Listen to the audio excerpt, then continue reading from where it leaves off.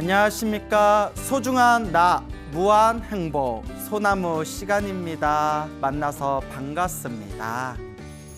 얼마 전에 우리 소중한 나 무한 행복 소나무의 아주 광팬이신 애청자인 어느 거사님께서 저에게 직접 해주신 그런 체험담입니다. 이 거사님께서 지금 나이가 이제 한 40대인 것 같아요. 40대 뭐 많아야 아주 50이 안 되셨던 것 같은데, 이 거사님이 이제 원래는 어려서부터 불교에 관심이 없었대요. 젊어서부터 그다지 젊은 시절에는 관심이 없었는데, 이제 사회생활하면서 점점 나이가 들면서 알게 모르게 이렇게 또 점점 내가 좀 마음 공부를 해야 되겠다, 내가 요 마음 수행을 좀 해야 되겠다라는 그런 생각이 들면서 사회생활하고 이런저런 일을 겪으면서 자연스럽게 이렇게 불교 공부를 시작하게 되었다고 합니다. 그래서 이제 아주 작은 사업을 운영하고 계신다고 하는데, 이 거사님이 처음에는 감사기도를 많이 올렸대요. 감사기도. 그래서 항상 마음으로 감사합니다, 감사합니다, 감사합니다 하는 그런 감사기도를 많이 올렸고, 또 실제로 그런 감사의 기도를 자꾸 올리면서 점점 정말 마음에서 이 세상에 대한, 그리고 이 존재에 대한, 그리고 자기 자신과 자기 주변에 있는 사람들에 대한 정말 그런 고맙고 감사한 마음이 막 자꾸 우러나오더래요. 그래서 실제로 우리 수많은 그런 명상법 중에서도 감사 명상이라는 게 있어요. 명상할 때 그런 감사한 그런 어떤 에너지, 감사함의 마음을 일으키는 명상법이 있는데, 그게 상당히 효과가 좋아요. 근데 이 거사님이 처음에는 이제 감사합니다, 감사합니다라는 그런 감사의 기도를 많이 올렸고, 실제로 효과도 보고 실제로 마음도 많이 편안해졌대요. 그러다가 이제 우연찮게 우리 소중한 나 무한행복 소나무를 보고 나서 본격적으로 이제 연불기도를 시작하게 되었다고 합니다. 그때부터 이제 소나무를 보고 난 뒤부터 나무아미타불 관세음보살, 나무아미타불 관세음보살, 나무아미타불 관세음보살, 매일매일 틈틈이 꾸준히 그렇게 나무아미타불 관세음보살 매일매일 연불기도를 올렸다고 합니다. 그렇게 이제 몇 개월 동안 꾸준하게 이렇게 연불기도를 올렸는데, 연불 수행을 했는데, 이 거사님 말씀이 감사기도, 그러니까 연불을 하기 전에 감사기도를 오랫동안 했는데, 감사기도를 하면서 감사합니다, 감사합니다, 감사기도를 하면서 굉장히 큰 효과를 봤지만 감사기도와 이 연불수행을 비교해 보면, 이제 두 개 다 해보셨으니까 감사기도와 연불기도를 비교해 보면 연불수행이 훨씬 더 큰 효과가 있었던 것 같다라는 말씀을 하시더라고요. 그러면서 마음도 너무 편안해졌고 주변의 일들도 많이 편안해진 걸 느끼게 되었고, 그리고 한 가지 확실한 효과 중에 하나가 인상이 변했대요. 얼굴의 인상이 싹 변했답니다. 연불기도를 시작하고 나서. 그래서 연불수행을 꾸준히 몇 개월 동안 점점 하면서 주변의 사람들이 너 인상이 변했다, 얼굴이 엄청 좋아졌다, 너 얼굴이 많이 맑아진 것 같아 라는 이야기를 수도 없이 많이 들었다고 합니다. 그래서 실제로 이 몇 개월 동안 연불수행을 하기 전에 자기 얼굴과 연불수행을 꾸준히 하고 난 뒤에 지금의 자기 얼굴을 이렇게 거울로 비춰보면 확연하게 자기가 스스로 느낄 정도로 얼굴이 많이 편안하고 맑아지고 깨끗해지고, 눈가의 그 눈도 많이 부드러워진 걸 느낀다라는 말씀을 하더라고요. 그래서 제가 그 얘기를 듣고 맞습니다, 맞습니다. 실제로 저도 주변에서 많이 체험을 했지만 기도를 많이 하시는 분들이 확실히 얼굴의 관상이 변합니다. 점점 얼굴이 맑고 깨끗해지고 얼굴에 정말 관상이 변하게 된다. 저도 우리 기도 많이 하신 그런 불자님들한테 이제 그런 자신의 얼굴이 점점 맑고 깨끗하게 변해가는 걸 실제로 느낀다. 주변에서 다들 얼굴이 많이 부드러워졌다. 얼굴이 편안해졌다라는 말을 많이 듣는다. 기도하면서부터 정말 얼굴이 많이 편안해지고 부드러워졌다라고 말씀하시는 그런 불자님들 이야기를 제가 자주자주 들은 바가 있습니다. 그래서 요 거사님께서 이제 꾸준하게 연불 수행을 하면서 그렇게 이제 인상도 많이 변하게 됐고, 여러분 인상이 변했다, 관상이 변했다는 것은 내 업의 에너지가 점점 변하고 있다는 거예요. 그래서 관상, 인상이 점점 좋아지고 있다. 얼굴의 인상이 점점 좋아진다는 것은 관상이 점점 좋아진다는 뜻이고, 관상이 좋아지고 있다는 것은 점점 내 업의 에너지가 점점 좋은 쪽으로 바뀌어 나가고 있다라는 그런 의미가 되겠습니다.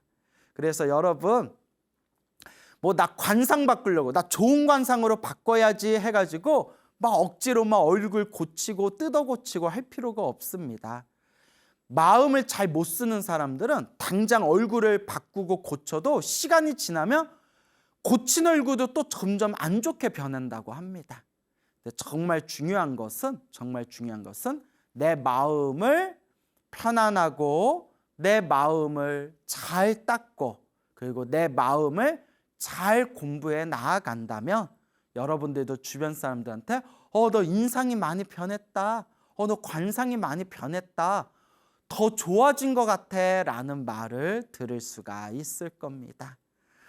그래서 그 거사님이 이제 꾸준하게 연불하면서 그래서 우리 소나무에서 항상 이야기해 드리는 대로 늘 복과 선업을 지으려고 노력하신다고 합니다. 그래서 당신도 개인적으로 사업을 하기 때문에 사업하면서 좀 빚이 많지만 빚이 있는 그런 상황 속에서도 내 형편껏, 자기 형편껏 이렇게 주변에 이웃들에게 널리 베풀고 보시하고 또 여러 시설에 가서 봉사활동도 하고, 그렇게 보시와 그런 봉사활동을 통해서 복과 선업과 공덕을 닦으려고 그렇게 노력하고 계신다고 합니다. 근데 그런 자기가 좀 힘든 상황에서, 빚이 있는 상황에서도 그래도 복을 짓고자 하는 마음으로, 공덕을 닦고자 하는 마음으로 주변에 보시하고 그렇게 시설 같은 데 가서 불우한 이웃들을 위해서 그렇게 봉사활동을 꾸준히 하다 보니까 너무 마음이 편안하고 정말 마음이 행복하다라는 느낌이 그렇게 내면에서 막 우러나오는 그런 솟구치는, 기쁨이 솟구치는 그런 아주 그런 좋은 긍정적인 감정이 든다고 합니다. 근데 이 거사님이 참 대단하신 게 뭐냐면 매일매일 연불하고 또 이제 주변에 보시하고 또 공덕을 지어 나가면서 한 번도 자기 자신을 위해서 저 잘되게 해주세요 라는 그런 축원은 하지 않는답니다. 정말 대단한 거죠. 우리 사실 절에 다니시는 수많은 불자님들이 계시지만 절에 다니는 대부분의 불자님들은 나 잘되게 해주세요, 우리 가족 잘되게 해주세요, 나 잘되고 우리 가족 잘되고 내가 일이 술술 풀리게 해주세요, 나와 우리 가족 행복하게 해주세요, 이렇게 나의 것이라는 좀 집착이 강하지 않습니까?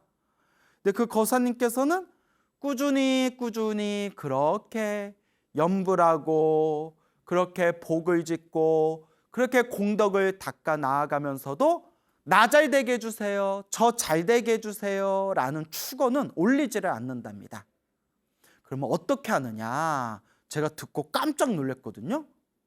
아니 어떻게 일반 머리 기른 제가 불자가 어떻게 이런 거룩한 마음을 낼 수 있을까 깜짝 놀랐는데, 그 거사님은 연불하고 복을 지을 때마다 항상 마음으로 발언하기를, 제가 연불을 한 공덕이 있거나 제가 지금 복을 지은 공덕이 있다면 이 모든 공덕을 하나도 남김없이 모든 중생들에게 다 회양하겠습니다.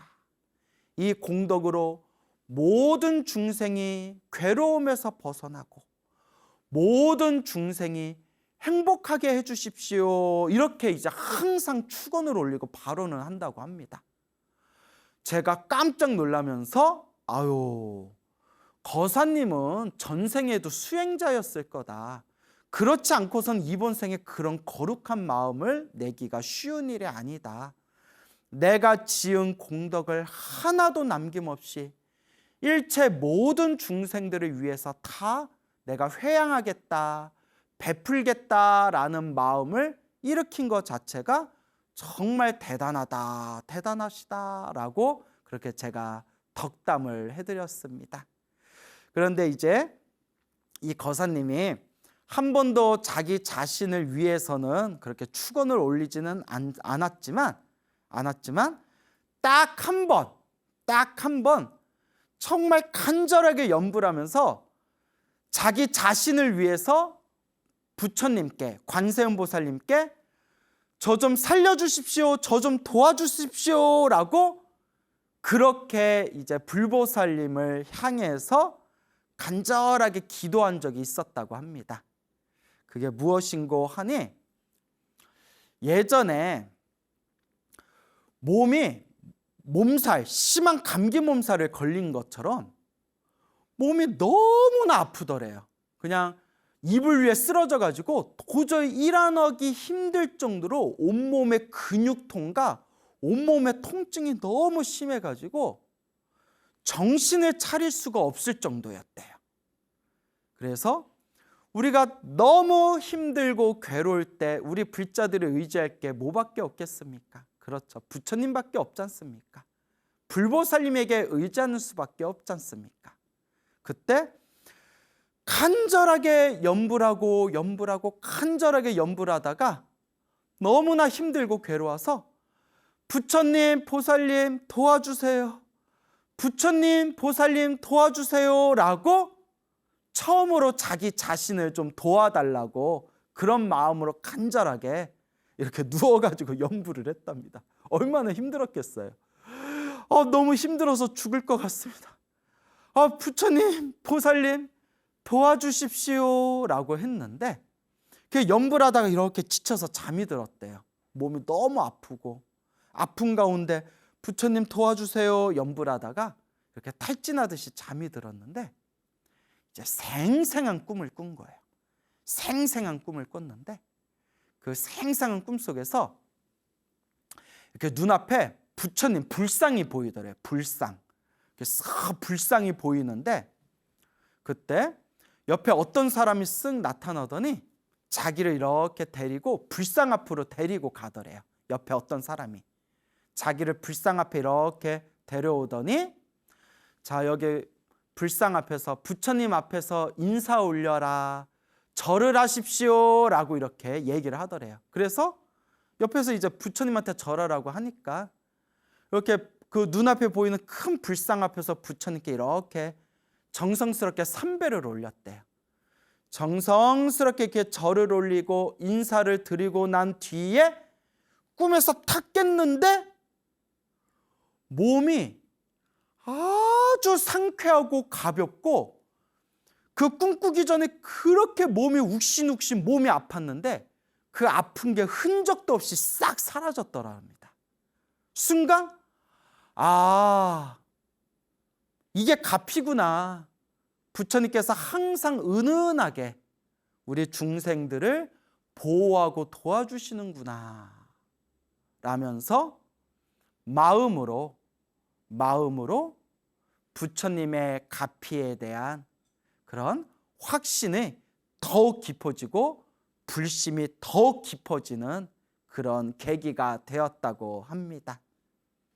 그래서 이 거사님이 지금도 열심히 봉사활동 하시고 주변에 좋은 보시, 나눔도 하시고 그리고 지금도 열심히 연불수행하면서 그렇게 아주 신행생활을 잘하고 있는 그런 정말 모범되는 그런 불자님, 그분의 직접 체험하신 이야기를 제가 들었던 걸 여러분들에게 소개해드리는 바입니다. 참 대단하죠? 그래서 여러분들도 항상 기도하실 때 나만 잘되게 해주세요 라고 기도하지 마시고 기도의 마지막에는 반드시 사옹서원, 중생을 다 건지겠습니다. 모든 번뇌를 다 끊겠습니다. 법문을 다 배우겠습니다. 불도를 반드시 이루겠습니다. 항상 사옹서원으로 기도의 마무리를 하시고 그리고 그렇게 개인적인 소원을 빌더라도 모든 중생이 행복하여지이다, 모든 중생이 성불하여지이다 라는 마음으로 항상 기도의 마무리를 하시기 바랍니다. 그러면서 우리의 마음이 점점 저 성불의 경지로 조금씩 그렇게 부처님을 향해 닮아가게 될 것입니다. 제가 굉장히 아끼는 그런 젊은 후배 스님이 있어요. 후배 스님이 이제는 한 30대 중반 정도 됐겠네요. 이제 그 후배 스님을 처음 봤을 때가 그 스님이 20대에 그 스님이 동국대학교 다닐 때 그렇게 처음 봤던 그런 아끼는 그런 젊은 후배 스님이 있습니다. 아주 그냥 키도 크고 얼굴도 잘생긴 그런 후배 스님이에요.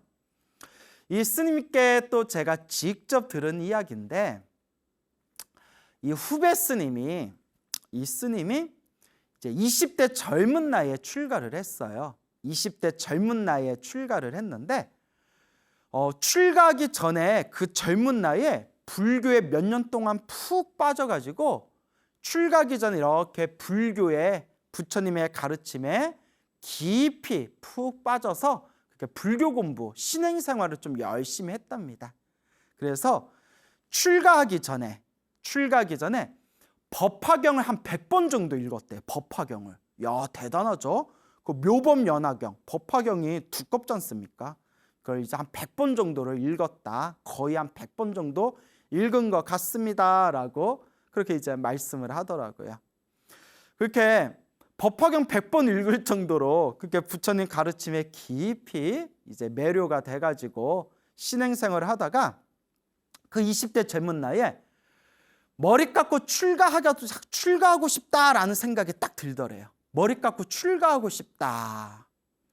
그래서 정말 출가하고 싶은데 어렸을 때부터 부모님의 사랑을 듬뿍 받으면서 이 자란 그런 외동 아들이기 때문에 외동 아들이라서 부모님이 출가를 허락을 안 해주는 거예요.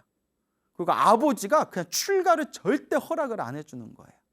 출가를 허락을 안 해주셔가지고 좀 많이 고민하고 갈등하다가 여러분 이 인연법을 어떻게 막겠어요? 우리 석가모니 부처님도 고타마 시다르타 왕자였을 때 그렇게 출가하고 싶었는데 아버지였던 그 슈토다나 왕, 한문으로는 정반왕이라고 하죠. 아버지 정반왕이 그렇게 출가를 못하게 붙들고 막았지만 결국은 시다르타 왕자가 이제 출가를 하고 결국은 이제 위대한 그런 깨달음을 얻고 부처님이 되셨지 않습니까? 이 인연법이라는 거는 막을 수가 없죠. 이 세상의 존재 자체가 인연 따라 일어나고 인연 따라 사라지는 건데, 그래서 이 스님이 결국 이제 야밤도주 하듯이 이제 집을 나와서 머리를 깎고 이제 출가를 하게 됩니다. 이제 머리 깎고 출가를 했는데 이제 나중에 그렇게 출가를 반대했던 그 아들이, 그토록 이제 눈에 넣어도 아프지 않은 아들이 이제 출가를 했다라는 소식을 머리 깎고 좀 절에 들어갔다. 그러니까 이제 소식이 다 끊겼잖아요. 그러다가 머리 깎고 절에 들어갔다라는 이야기를 아버지가 딱 들으셨는데 의외로 담담하시더래요. 뭐 화를 내고 엄청 막 난리치실 줄 알았는데 나중에 들은 얘기가 그냥 담담하게 그냥 그렇게 머리 깎고 출가했구나. 결국 출가했구나. 이렇게 담담하게 받아들이시더래요. 희한하다. 아버지가 마음을 비우셨나? 아버지가 마음을 비우셨나? 그런데 나중에 이제 아버지께 직접 들은 이야기가 또 기가 막혀요. 아버지가 이제 아들이 출가할 때 그 즈음에 아버지는 이제 아들이 출가했다는 것도 모르고 이제 집에서 이제 아버지께서 지내고 계시는데 3일 동안 연속해서 아주 생생한 꿈을 3일 동안 연속해서 3번을 꾸셨대요. 어떤 꿈을 꾸셨냐면 아버지 말씀이 첫째 날 꿈에 어느 노스님이 나타나셨대요. 노스님. 이렇게 노스님이 나타나셔서 가스레인지 위에다 동그란 냄비, 동글동글한 냄비 3개를 이렇게 올려놓고 이제 냄비 3개를 올려놓고 아직 때가 아니다. 아직은 때가 아니다. 이런 말씀을 하더래요. 잘 기억해 두세요. 동그란 냄비 3개를 올려놓고 아직은 때가 아니다 하고 노스님이 이야기하시더래요. 그 잠에서 이렇게 깼대요. 그거 너무 생생해서 좀 뭔 꿈이야? 이게 무슨 꿈인가? 그 다음날 둘째 날에 또 꿈을 꾸셨는데 그 노스님이 또 나타나셨대요. 노스님이 나타나셔서 그 똑같은 그 동그란 냄비 3개에다가 물을 올려놓고 물을 팔팔 끓이시더래요. 뭐 라면을 끓여 드시려고 했는지 국수를 끓여 드시려고 했는지 동그란 냄비 3개에다 물을 넣고 그걸 팔팔 이제 끓으면서 노스님이 이제 때가 되었다. 이제 때가 되었다. 이렇게 말씀하더래요. 이제 때가 되었다. 그 잠에서 이렇게 딱 깼대요, 아버지가. 이제 때가 되었다. 무슨 때가 됐지? 때밀 때가 됐다는 건가? 목욕탕 가라는 뜻인가? 이건 제가 농담을 한 말이에요. 무슨 뜻이지? 그리고 세 번째, 3일째 되는 날 이제 마지막 세 번째 꿈을 꿨는데 아주 생생하게 꿈속에서 그 아들이, 그러니까 그 출가한 이제 제 후배 스님 아들이 소 있죠. 큰 소를 타고 아들이 큰 소를 타고 담벼락을 와르르르르 무너뜨리면서 소를 타고 담벼락을 무너뜨리면서 밖으로 확 나가더래요. 담벼락을 무너뜨리면서 소를 타고 밖으로 나가는데 순간 하늘 위에 있는 수많은 하늘의 신들과 지상에 있는 수많은 사람들이 막 박수를 치면서 뭐 환호성을 지르면서 막 기뻐하고 덩실덩실 춤을 추더래요. 사방에서 하늘에 있는 신들과 땅에 있는 사람들이 막 박수치고 막 기쁨의 고함을 지르고 덩실덩실 춤을 추고 그러면서 아들은 소를 타고 담벼락을 무너뜨리면서 그냥 마치 무수의 뿔이 혼자서 가는 것처럼 막 길을 가더래요. 잠에서 딱 깼대요. 이게 무슨 꿈인가? 이게 무슨 꿈인가? 이 3일 동안 무슨 꿈인가? 하다가 우연히 뭘 보셨냐면, 여러분 우리 이제 여기 우리 PD님이 영상에 이렇게 사진 하나 올려주실 거예요. 우리 대한불교 조계종을 상징하는 마크가 있어요. 그 마크를 우리는 불법 승 삼보를 상징한다 해서 삼보 마크, 삼보륜 마크라고 불리는 대한불교 조계종을 상징하는 마크가 있거든요. 여기 사진 보이시죠? 동그라미 안에 동그란 점 3개가 찍혀 있는 거예요. 그게 불법승 삼보를 뜻하거든요. 순간 아버지가 깜짝 놀라면서, 여러분들 눈치채셨죠?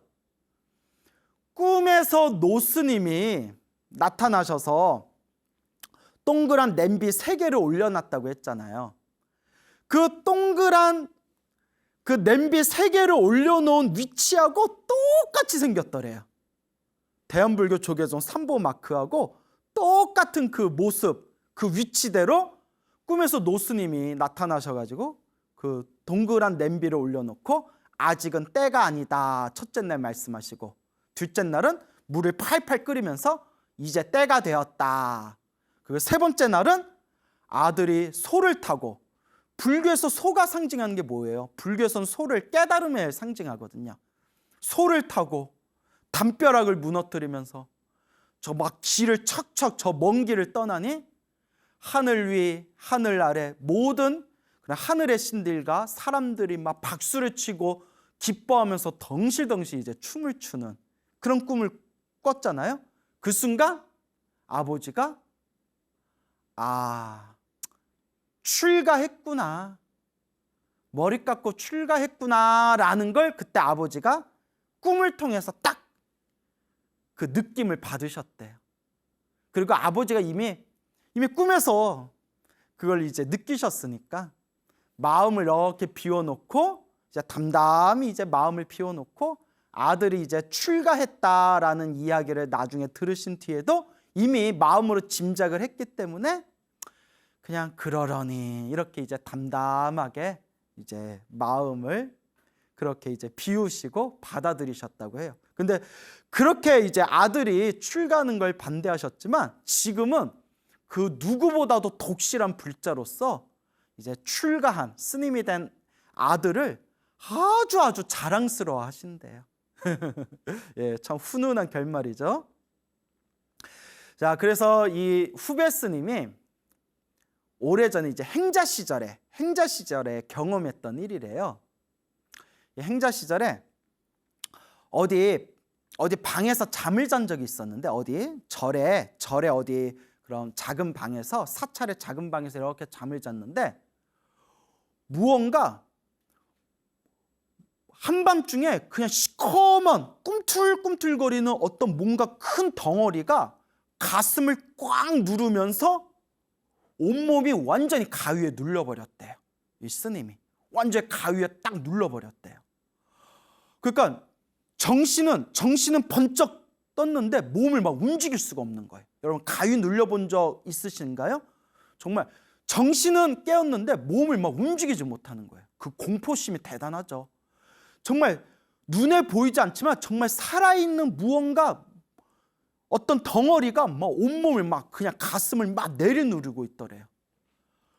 도저히 막 몸을 움직일 수가 없을 때 마음속으로 관세음보살 연부를 하니까 이렇게 손을 좀 움직일 수가 있더래요. 손을. 그래서 관세음보살 연부를 하면서 손을 이렇게 모았대요. 누운 상태예요. 누운 상태에서 가위에 딱 눌려가지고 손을 천천히 양손을 모아서 누운 상태에서 가슴 앞에서 딱 합장을 했대요. 누운 상태에서 가슴 앞에서 딱 합장을 했는데 양손을 모아서 합장하는 데까지 그냥 체감상 몸으로 느낀 시간이 한 10분은 걸린 것 같더래요. 10분 동안 그 젖먹던 그 힘까지 다 쏟아부으면서 가슴 앞에서 이렇게 합장을 한 거예요. 그러니까 오라지게 그냥 가위에 심하게 이제 눌러버린 거죠. 가슴 앞에서 딱 합장을 하면서 관세음보살 살려주세요 관세음보살님 하는 순간 뻥 하면서 가슴이 뻥 하고 시원해지면서 그 시커먼 덩어리가 몸에서 완전히 뻥 하고 튕겨져 나가는 걸 느끼면서 몸과 마음이 확 편안해지더래요. 그러면서 눈앞에 환한 광명이 펼쳐지면서 그 빛 속에서 관세음보살님이 다 나타나셔서 자기를 이렇게 바라보시더랍니다. 그러면서 관세음보살님, 그런 체험을 생생하게 하면서 이 후배 스님도 원래 불심이 깊었지만 훨씬 더 불심이 깊어지고 정말 연불 공덕이 있구나, 정말 기도 가피가 있구나, 불보살림 가피가 정말 있구나 라는 걸 정말 뼛속까지 확실하게 체험을 했다고 합니다.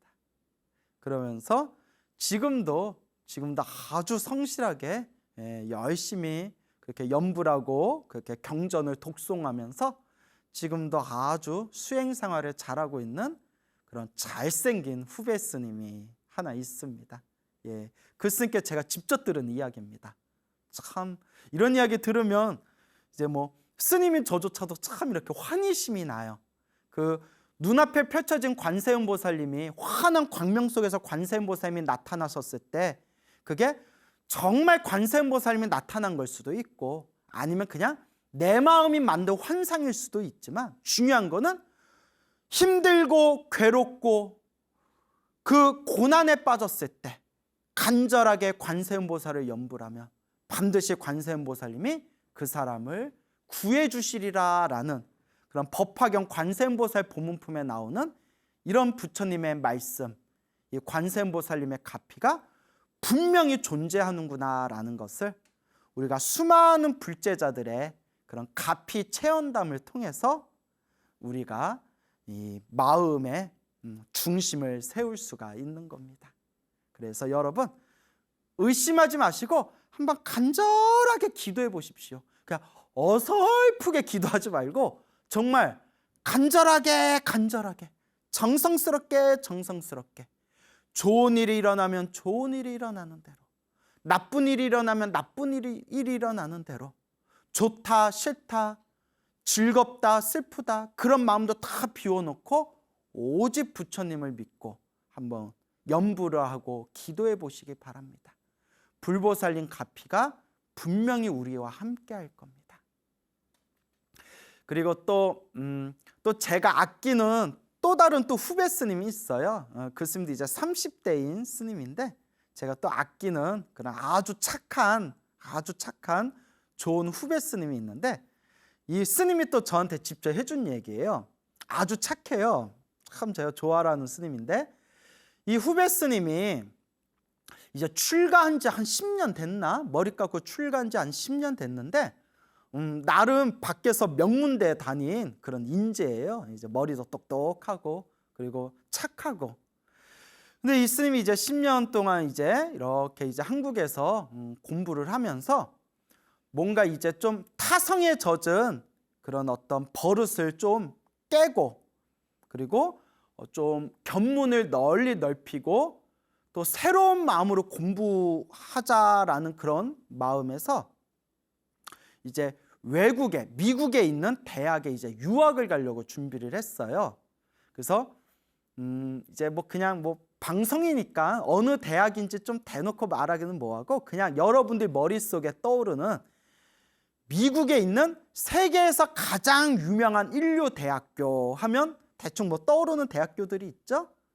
예, 세계에서도 가장 유명하고 손꼽히는 그런 미국에 있는 인류 대학교에 아마 종교학 쪽으로 가겠죠.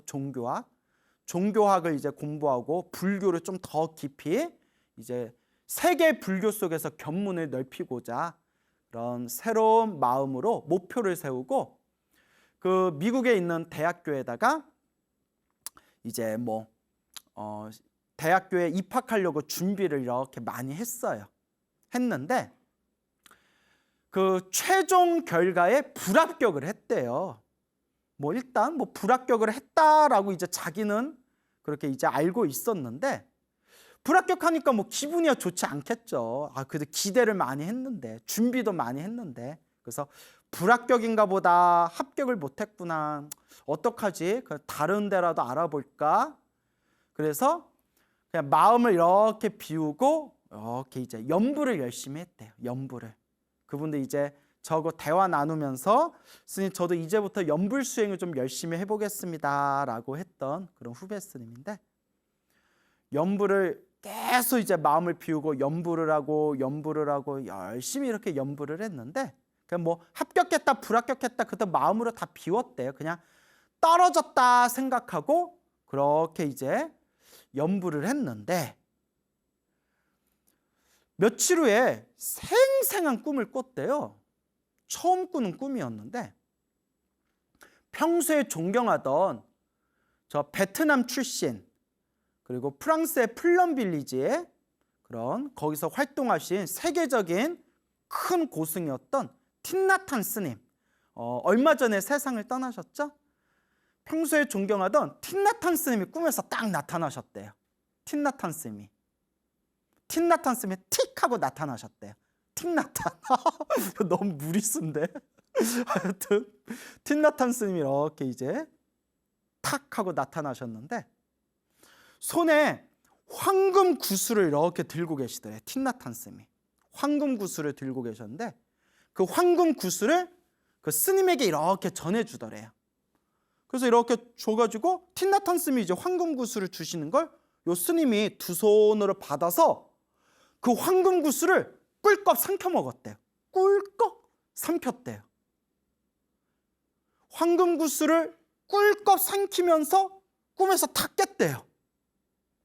야, 딱 황금 구슬, 큰 스님이, 세계적인 큰 스님이 나타나셔서 황금 구슬을 줬는데 그걸 꿀꺽 삼키는 꿈을 꿨으니 보통 꿈이 아니잖아요. 딱 들어도. 어떻게 해야 돼 이거 로또 사야 되나? 그런데 그 꿈을 꾸고 나서 그 다음 날 전화가 왔대요. 받아보니까 그 입학 신청을 했던 그 미국의 대학교에서 최종 결과 합격했으니까 입학할 준비를 하십시오라는 그런 최종 합격 그 소식을 딱 이제 연락이 온 거예요. 스님이 깜짝 놀래가지고 아니 자기 떨어진 걸로 알고 있는데 하여튼 붙은 거예요. 뭐 그 중간의 과정은 잘 모르겠는데 스님조차 그냥 불합격이다 생각하고 마음을 그냥 비우고 연부하고 있었는데 그 틴나타 스님이 나타나셔서 황금 구슬을 주신 걸 그걸 이제 받아서 입에 꿀꺽 삼키는 그 꿈이 내가 그토록 원하던 바가 성취되려는 그런 예지몽이었나 보다. 그래서 그 스님이 너무나 신기해하면서 저한테 그 얘기를 들려주더라고요. 그래서 제가 뭐라고 했냐면 스님이 너무 착하고 스님이 공부도 열심히 하니까 부처님께서 그래 그렇게 넓은 세계로 가서 견문을 널리 넓히고 공부 열심히 해라 라는 뜻으로 부처님이 가피를 내려주셨나 보다라고 이렇게 이제 덕담을 해줬죠. 그래서 제가 다 기분이 좋더라고요. 이제 우리 후배쌤이 잘 풀리니까. 자, 이와 같이 오늘 여러분들에게 제가 직접 들었던 우리 거사님과 또 후배스님들의 그런 어떤 가피 체험담 이야기를 들려드렸습니다. 여러분들 재밌으라고 여러분들 기도 열심히 하시고 선업을 많이 지으시라는 뜻에서 이렇게 재미난 이야기를 들려드린 거고 꼭 명심할 게 있습니다. 제가 늘 말씀드리죠. 오로지 부처님을 의지하면서 염불하고 기도하고 수행할 때 꿈에 집착하지는 말아라. 다 이거 그냥 재미로 드리는 여러분들 재밌으라고 염불 열심히 하라는 뜻에서 그렇게 들려드린 이야기니까 너무 꿈에 집착하지는 마십시오라는 걸 꼭 당부드리고 싶습니다. 오직 부처님을 믿고 염불하면서 공덕을 닦으면 좋은 꿈을 꾸든 말든 나쁜 꿈을 꾸든 말든 항상 불보살님의 가피가 우리와 함께할 것입니다. 여러분 행복해지고 싶습니까? 행복한 삶을 창조하고 싶습니까? 복을 지으십시오. 선업을 지으십시오. 공덕을 쌓으십시오. 복과 선업과 공덕의 힘이 여러분들을 진정한 행복의 길로 이끌어 줄 것입니다. 여러분 성불하십시오. 안녕하십니까? 소중한 나 무한행보 시간입니다. 여러분 만나 뵙게 되어서 참으로 반갑습니다. 저희 화계사에서 자원봉사를 열심히 하던 어느 불자님이 계십니다. 어느 이제 보살님이 계시는데, 요 보살님이 원래 화계사에 오기 전에는 다른 절에서 신행생활을 했다고 합니다. 그래서 아이들 합격 발원을 위해서 이제 아이들을 위해서 기도해야 되겠다 생각돼서 저 서울 근교에 있는 어느 그 알만한 사찰에서 처음에는 신행생활을 시작했다고 하더라고요.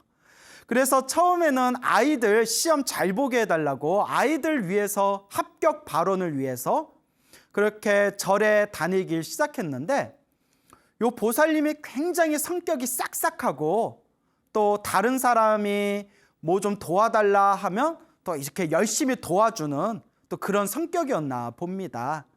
그래서 자기는 기도하려고 절에 갔는데, 기도하러 절에 갈 때마다 공양간에 있는 공양주 보살님이 계속 후원에 데려와서 공양간에서 자꾸 일을 시키는 겁니다.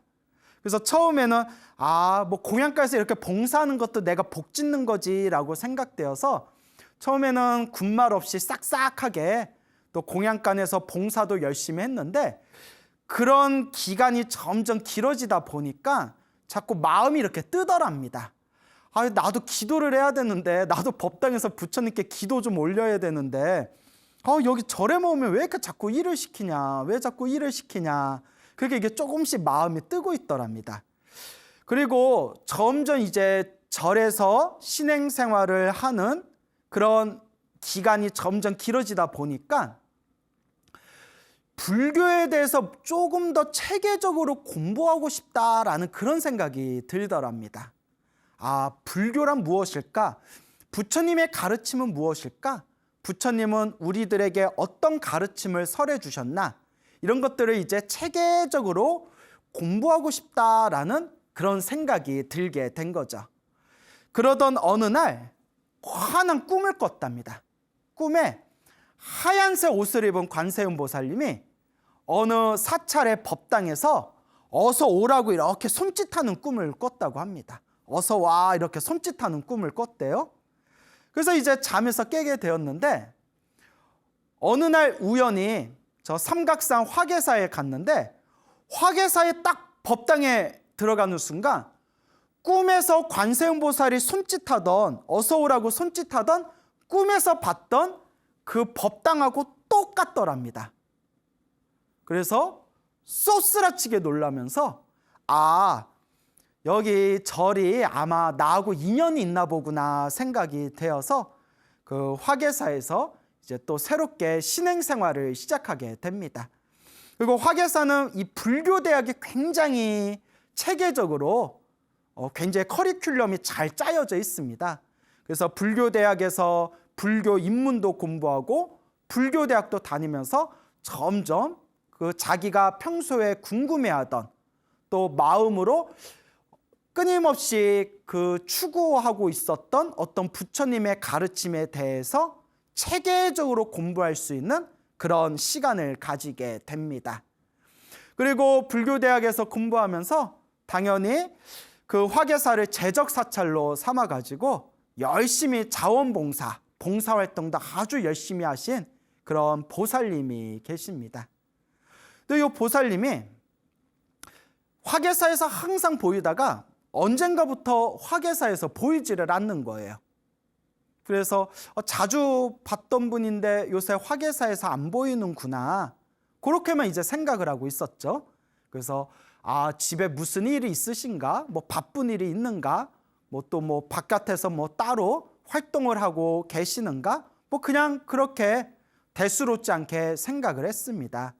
또한 사찰에 오시는 신도분들이 워낙 많다 보니까 뭐 오고 가는 인연에 대해서 사실 저희들도 한 분 한 분 다 체크하기가 쉽지는 않습니다. 그래서 한동안 열심히 다니시던 그 보살님이 보이지를 않길래 그냥 뭔가 바쁜 일이 있으신가 보구나 라고만 생각을 했었습니다. 근데 어느 날 그 보살님이 이제 찾아와서 인사를 하시더라고요. 그래서 제가 깜짝 놀라서 아이고 이게 얼마만입니까? 아유 오랜만입니다. 뭐 잘 지내고 계셨죠?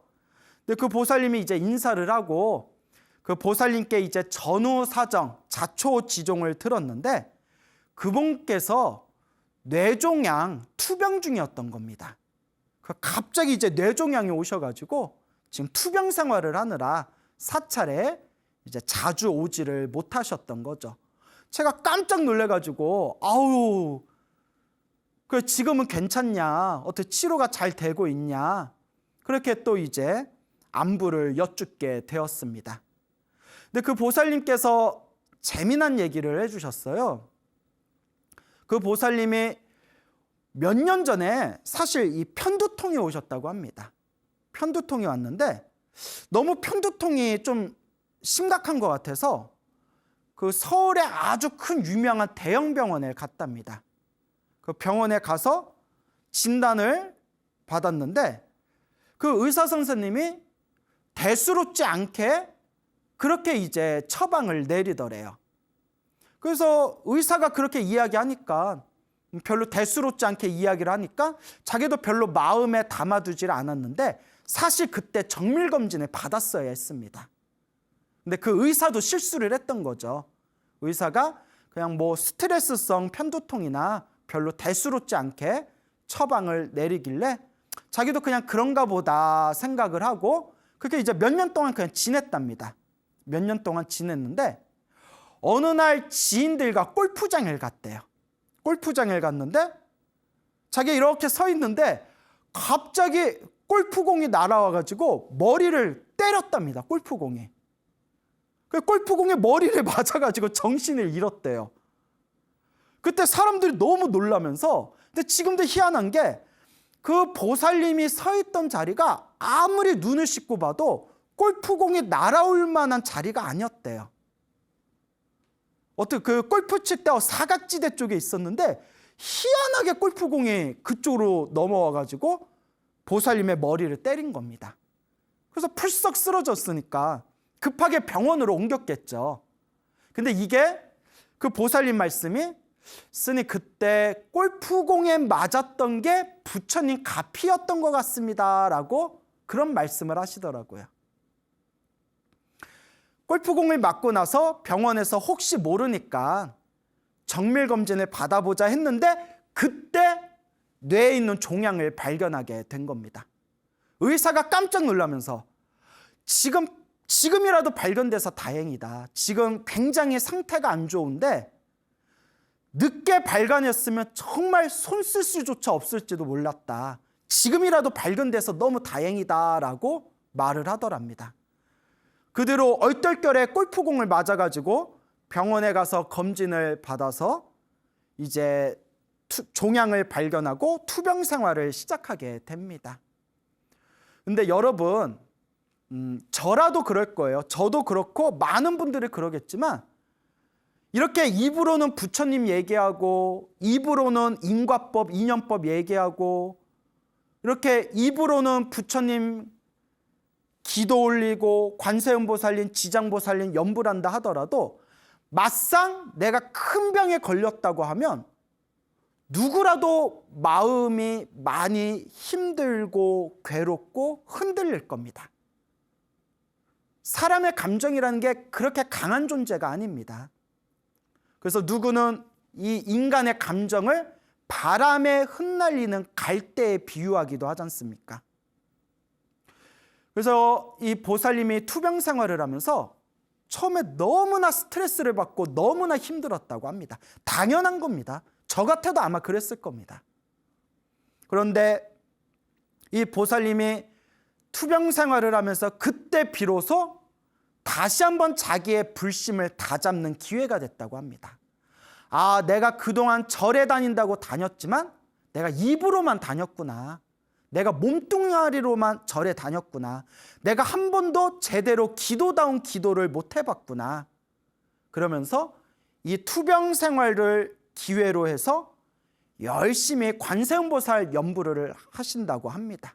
매일매일 관세음보살 연불을 하면서 그러면서 이 보살님이 참 고마운 이야기를 하시는 게 당신이 투병 생활을 할 때 너무나 힘들고 괴롭고 답답하고 흔들릴 때 마음의 위안을 준 가장 큰 의지처가 바로 우리 소중한 나 무한행복 소나무였다고 합니다.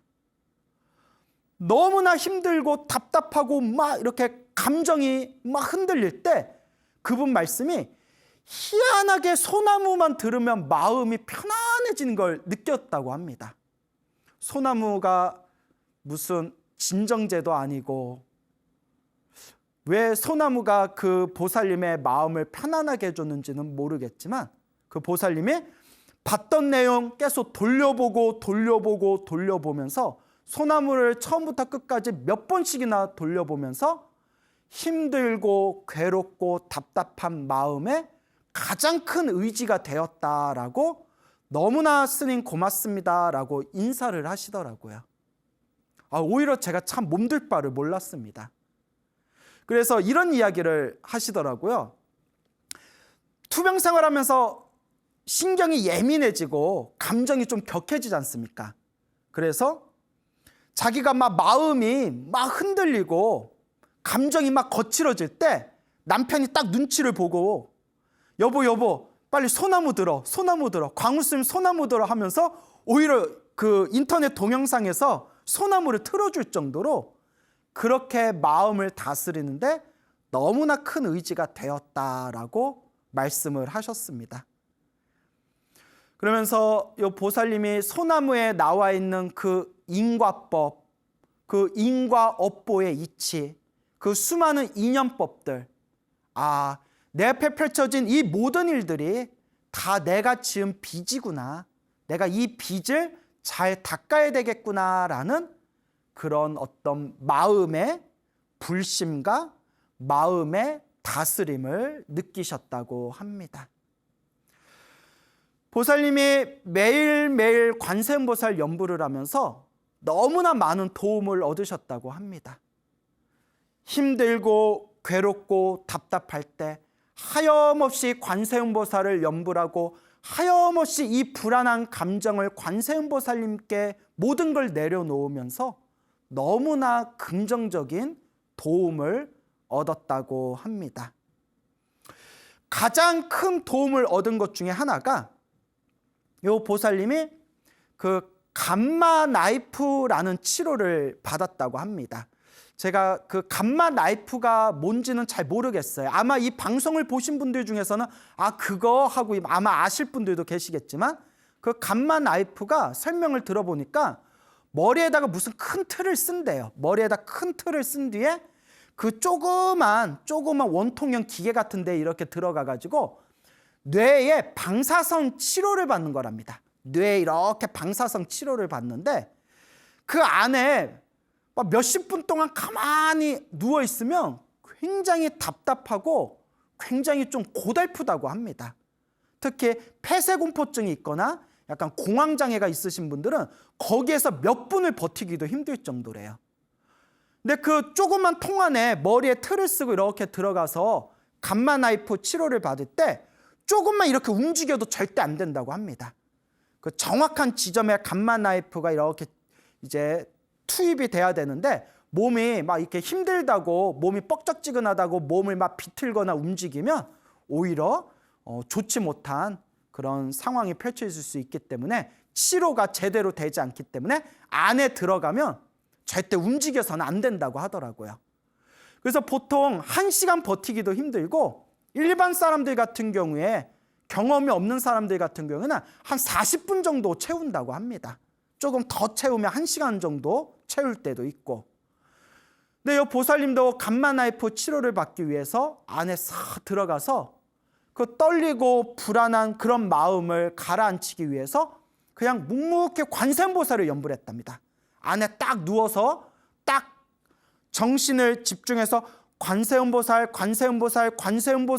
연부를 하는 순간 굉장히 놀라운 체험을 하셨다고 합니다. 눈앞에서 환한 광명,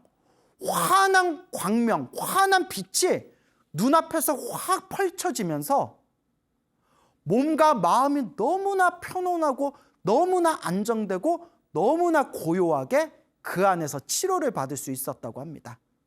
그래서 꼼짝도 안 하고 움직이지도 않고 편안하게 누워서 1시간 반을 치료를 받았는데 주위에 있던 관계자들이 너무 놀라워하면서 이런 경우가 너무 드물다고 안에 있는데 불편하지 않았냐고. 그러니까 1시간 반 동안 움직이지 않고 그렇게 편안하게 누워있기가 절대 쉬운 게 아니다 하면서 관계자들이 모두 놀라워할 정도였다고 합니다. 그때 감마나이프 치료를 5번인가 받았는데 5번 모두 가만히 누워서 관세음보살을 연불할 때마다 환한 광명이 펼쳐지고 말로써 표현할 수 없는 은은한 그런 따스하고 편안한 기운이 몸과 마음을 안정시켜줬다고 합니다. 그때 분명히 관세음보살님의 가피가 나와 함께하고 있구나라는 그런 확신을 얻으셨다고 합니다. 어쨌거나 치료는 잘 진행이 됐지만 너무나 이제 안타깝게도 지금 완치가 된 것은 아닙니다. 물론 앞으로 더 좋아지실 것이고 분명히 건강을 되찾으실 거라고 그렇게 이제 믿고는 있지만 지금 꾸준하게 이제 치료를 받아야 되는 상황이고 지금 이제 종양이 점점 커지는 것만 억제하고 있고 아직은 완전히 치료가 된 완치는 아니다. 계속 관리해야 된다. 치료를 받아야 된다라고 말씀을 하시더라고요. 그래서 보살님께 이렇게 좋은 인연도 나쁜 인연도 흔들림이 없이 그렇게 염불하면서 자기의 마음을 잘 다스리고 있는 그 모습에 내가 너무나 감동받았다. 보살님, 제가 빨리 치료가 잘 되도록 제가 축원을 올리겠다. 어서 빨리 쾌차하시기를 바란다라고 제가 그렇게 또 칭찬을 드렸습니다. 그래서 지금도 아마 이 방송을 보면서 저 스님 내 얘기하고 있네 이러면서 아마 관세음보살 연불을 하고 계시겠죠. 그와 같이 지금 묵묵하게 자신의 마음을 닦아 나아가면서 수행하고 연불하고 자신이 전생에 지었던 빚을 점차 닦고 있는 이 불자분들이 우리 주변에 굉장히 많을 겁니다. 얼마 전에는 또 굉장히 좋은 소식, 신기한 이야기를 하나 들었습니다.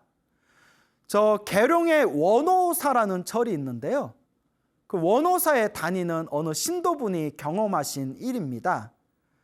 요 신도분께서 요 보살님인데요. 요 보살님이 아주 불심이 아주 돈독한, 불심이 아주 지극한 그런 믿음이 강한 보살님이 계시는데 저 지방에서 카페를 하고 계시대요. 지방에서 카페를 하고 계시는데 요 보살님이 오래전부터 지병이 하나 있었다고 합니다. 그 지병이 무엇인고 하니 매일 딱 새벽 2시가 되면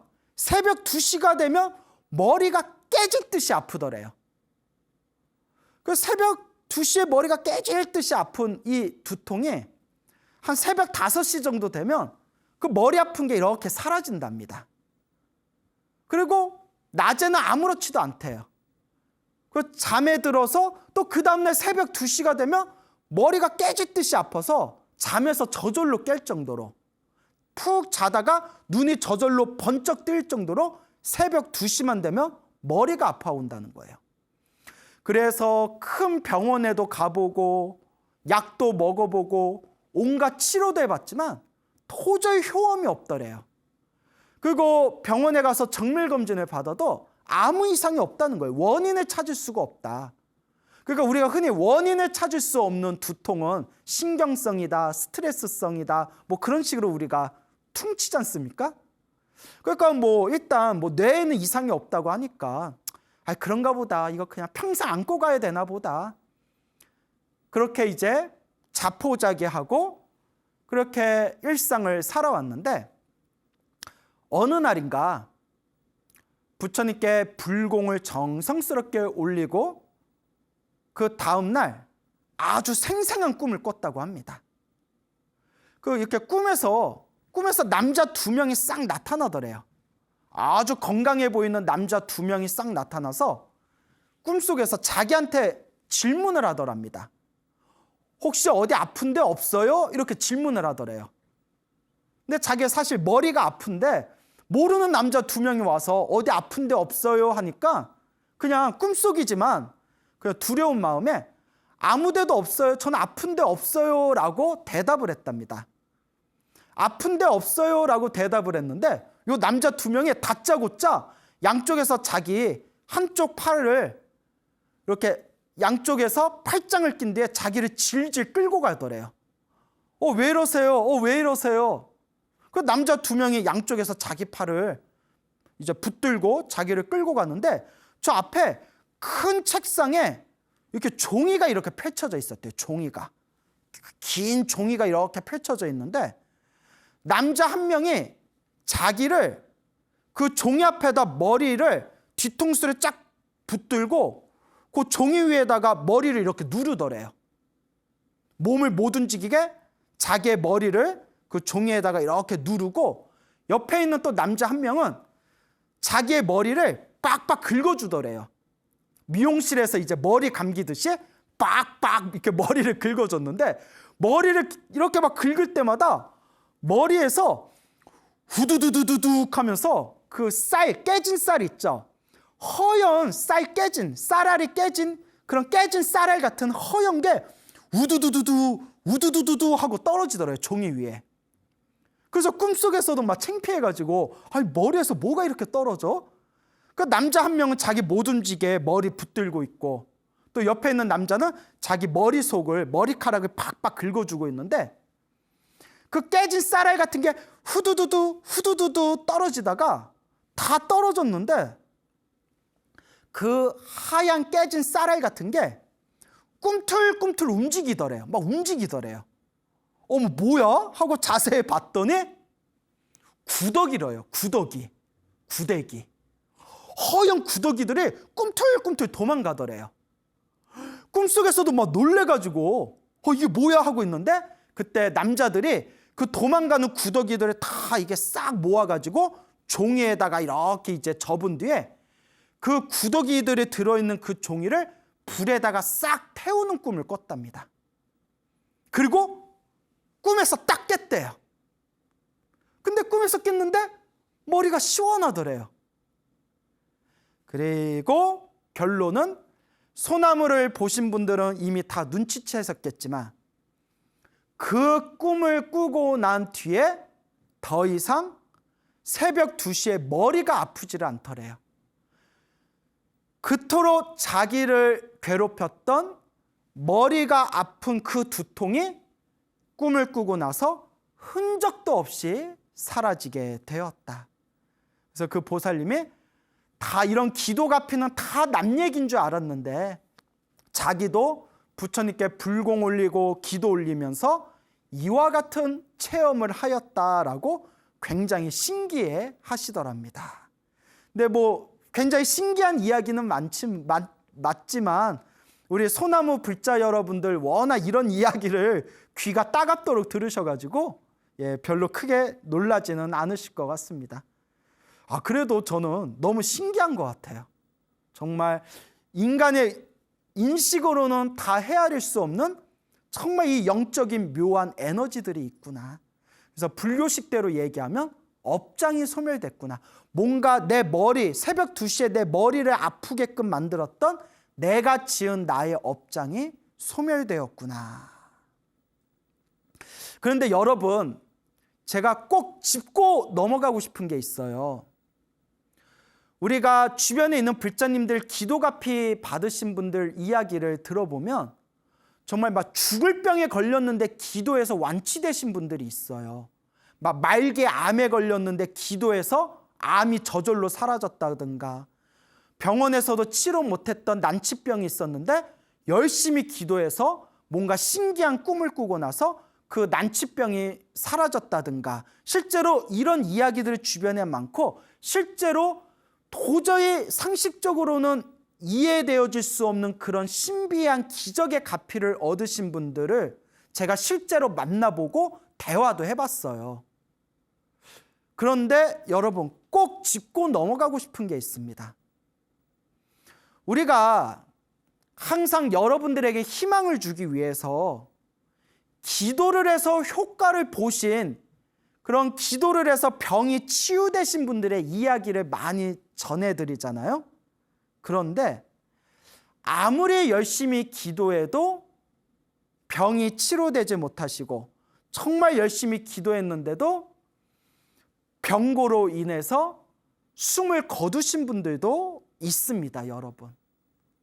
그러니까 기도가 모든 사람들에게 만병통치가 돼서 효과를 주는 건 아닌 것 같아요. 정말 어떤 분은 와, 이 얘기를 믿어야 되나 싶을 정도로 기적 같은 가피를 받은 분도 있지만, 또 어떤 분은 정말 열심히 기도했는데도 결국 병으로 인해서 세상을 떠나신 분들도 있어요. 제가 드리고 싶은 이야기는 이 우리 앞에 펼쳐진 인연법과 우리 앞에 펼쳐진 이 업이라는 게 우리 중생들 마음으로 되는 건 아닌 것 같아요. 저도 예전에 심각하게 고민을 해봤습니다. 왜 어떤 분은 저렇게 기도를 해서 확실한 효과를 받는데 왜 저분도 열심히 기도한 것 같은데 왜 저분은 효과를 보지 못했을까? 이런 것 때문에 진지하게 많이 고민하고 사유하고 고찰한 적이 있었습니다. 그리고 부처님의 경전을 통해서 또 제 나름대로 많은 해답을 얻게 되었습니다. 제가 얻은 결론 중에 하나는 내게 주어진 이번 생에 풀어야 할 빚이 너무나 많을 경우에는 웬만큼 기도해도 이번 생에 다 녹여내기가 힘든 경우가 있는 것 같다. 그런 생각이 듭니다.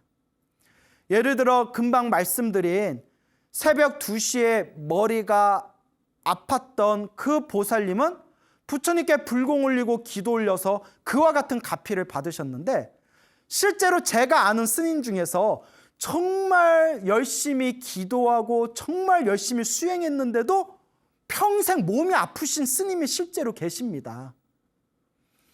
어떤 분은 허리와 무릎의 관절염 때문에, 루마티스 관절염과 허리에 디스크 때문에 너무나 괴롭고 고통스러웠던 분이 매일매일 108배를 해가지고 3년 만에 무릎과 허리가 완전히 정상으로 돌아오신 그런 불자님을 알고 있습니다. 대단하죠. 그런데 또 한편으로는 제가 아는 어느 스님이 계시는데 그 스님이 절을 100만 배를 하셨어요. 100만 배. 여러분 상상이 가십니까? 100만 배. 절 100만 배를 하신 스님이 있는데 그 100만 배 절을 하고 나서 무릎이 작살이 나가지고 평생 무릎 때문에 고생을 하시는 거예요. 아니 남들은 절을 해서 병이 났고 관절염이 나았는데 그 스님은 절을 했는데 오히려 무릎이 박살나가지고 평생을 고생하시는 겁니다. 뭔가 좀 이상하잖아요. 여기에 대해서 물론 불교적으로 해석할 수 있는 여러 가지 답들이 있기는 합니다. 다만 제가 말씀드리고 싶은 거는 내가 지금 기도할 때 당장 효과가 있냐 효과가 없냐라는 걸로 부처님의 가피를 판단해서는 안 된다라는 것을 강조하고 싶어서 이런 말씀을 드리는 겁니다. 저 사람은 기도를 해가지고 병이 나았기 때문에 가피를 받은 것이다. 저 사람은 기도를 했지만 결론적으로 병이 낫지 않았기 때문에 가피를 못 받은 것이다 라고 그렇게 단정지어서는 안 된다는 겁니다. 왜냐? 오히려 부처님의 이 가르침의 그 말씀들을 연구하고 부처님의 불교설화와 관련된 수많은 이야기들을 살펴보면 이번 생에 내가 기도해서 나쁜 일이 생긴 것은 기도를 잘못한 게 아니라 기도를 엉터리로 한 게 아니라 내가 가피를 못 받은 게 아니라 사실은 더 크게 받아야 할 나쁜 업이 있었는데 그 크게 받아야 할 나쁜 업을 내가 몸이 아프거나 안 좋은 일이 생긴 걸로 크게 받을 걸 작게 받았다라는 그런 인과의 법칙이 경전이나 불교설화에서 쉽게 찾아볼 수가 있습니다. 즉 다음 세상에 지옥에 떨어져야 할 중생이었는데 이번 생에 기도를 많이 해가지고 기도를 많이 했음에도 불구하고 병에 걸렸어요. 병에 걸려서 그 병 때문에 단명을 했지만 그러면 우리는 생각할 때 저 사람은 저렇게 기도를 많이 했는데 왜 병에 걸려서 단명을 했지? 근데 부처님의 깨달음의 눈으로 보면 저 중생은 다음 생에 사막도, 지옥이나 악이나 축생에 떨어져야 할 중생이었는데 이번 생에 몸이 아픈 병고로 다음 생 지옥에서 받아야 할 업보를 이번 생에 다 녹이고 이번 생에 단명을 하고 나서는 오히려 다음 세상에 하늘 세계의 신으로 태어나게 되었다. 뭐 이런 식의 이야기가 굉장히 많이 찾아볼 수가 있습니다.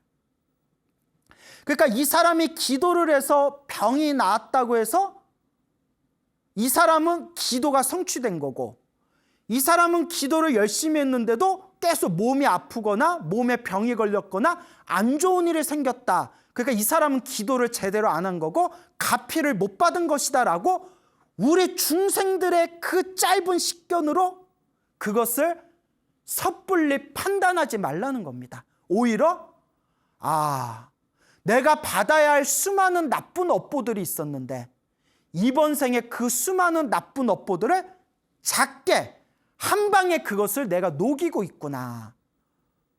오히려 그렇게 판단해 볼 수도 있다는 겁니다. 근데 여기에 중요한 포인트가 이런 믿음을 내기가 힘들다는 거예요. 저도 수많은 불자님들과 상담을 하고 대화를 해봤지만 웬만큼 마음의 중심이 서 있고 웬만큼 이 부처님에 대한 믿음과 바른 견해가 갖추어진 불자가 아니라면 웬만한 불자들은 기도 열심히 해도 안 좋은 일이 생기거나 몸에 병이 걸리거나 뭔가 내 주변에 굉장히 좋지 못한 현상들이 펼쳐지면 이거 부처님 기도해봤자 효과가 없구나. 불보살 가피라는 게 효험이 없는 거구나. 내가 여태껏 절을 헛다녔구나. 대부분은 이렇게 마음이 흔들린다는 거예요. 근데 그게 당연해요. 우리 중생들 마음이 그렇게 감정이 단단한 존재들이 아닙니다. 그래서 저는 주변에 안 좋은 일이 생겼거나 몸에 병에 걸렸거나 주변에 좋지 못한 일이 생겼는데도 스님, 다 전생에 제가 지은 업을 지금 제가 닦고 있는 거지요. 제가 더 열심히 기도하고 더 열심히 수행하고 더 열심히 공부하라는 신호인가 봅니다. 이렇게 이야기하시는 불자님들 보면 스님인 제가 오히려 그 자리에서 다 합장을 하면서 그 신도분에게 오히려 제가 절을 하고 싶더라고요. 선제, 선제로다. 착하다, 착하다. 어떻게 그런 착한 마음을 낼 수가 있을까? 왜냐? 사람의 중생의 마음이라는 게 그렇게 중심을 잡기가 쉽지가 않다는 거예요. 여러분들 이 방송을 보면서 스스로 한번 자기 자신을 한번 반성해 보세요. 나는 지금 소나무 프로그램을 보면서 나는 지금 내 불심을 다지고 있고 매일매일 열심히 기도하고 있고 부처님의 가르침을 잘 닦고 있다고 생각하고 있지만 내 눈앞에서 안 좋은 일이 생겼을 때 과연 나는 마음이 흔들리지 않고 내가 전생에 지은 업을 지금 내가 크게 받을 걸 작게 받고 있구나. 지금 내가 이것을 닦고 있구나. 이렇게 내 마음의 중심을 확고하게 잡을 수 있는 그런 진정한 불자인지 한번 스스로 판단해 보시라는 겁니다. 근데 결코 쉬운 일이 아닙니다. 정말 쉬운 일이 아닙니다. 정말 어려운 일이죠. 저랑 친한 스님이 계시는데 이 스님이 저보다는 좀 나이가 많으세요. 근데 참 친하게 지내던 스님이었는데 되게 착해요. 스님이 참 착해요. 아주 착하고 아주 그냥 순진한 분인데 그런데 눈치가 없어. 스님이 참 눈치가 없어요, 여러분. 여러분, 사람은 착한데 눈치 없는 것도 민폐예요. 혹시 그런 경험 있습니까? 착한데 그 스님이 이제 눈치가 없어요. 근데 착한데 눈치가 없다고는 이제 말씀을 우스개로 드렸지만 그 스님을 보면서 안타까운 게 뭐냐면 복이 없어요. 복. 타고난 복이 없는 것 같아요. 여러분, 우리가 복을 무시하면 안 돼요. 바깥에서 잘 먹고 잘 사는 것도 복이 있어야 돼요. 머리 깎고 수행자가 돼서 수행하는 것도 복이 있어야 돼. 복이 있어야 좋은 스승 만나고 좋은 도반 만나고 좋은 도량에서 장애 없이 이렇게 수행을 할 수가 있는 거예요. 복이 없으면 스님들도 수행하고 싶어도 자꾸 마장이 생겨요. 그래서 부처님 경전에 보면 복을 우습게 보지 말아라. 이 복의 힘이 가장 중요하다라고 강조하시는 내용들이 굉장히 많습니다. 근데 이 스님이 좀 복이 없어요. 출가하기 전에도 속가에 있을 때 일이 좀 잘 안 풀리셨고, 그래도 이제 불심이 있으셔가지고 머리 깎고 출가하신 뒤에도 이상하게 일이 자꾸 꼬여요. 뭐가 잘 안 풀려요. 건강도 안 좋고. 그런데 더 미치고 팔짝 뛰겠는 게 이 스님이 또 기도를 많이 했어요. 또 불심은 지극해요. 기도를 많이 해가지고 또 기도가피도 많이 받으셨어요. 신비한 기도가피도 많이 받으셨어요. 기도가피도. 그러니까 이분은 불보살의 가피라든가 이분은 그런 어떤 부처님과 보살님에게 기도해서 업장이 소멸하고 선업과 가피를 받을 수 있다는 것에 대해서 절대 의심을 안 해요. 왜냐? 자기가 체험을 했기 때문에.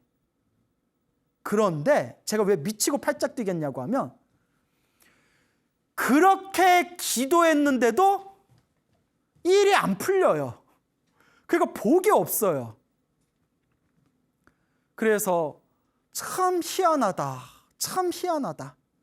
또 이 스님이 희한한 게 기도를 많이 해가지고 신도들 기도를 해주면 신도들은 또 그렇게 가피를 빨리 받아요.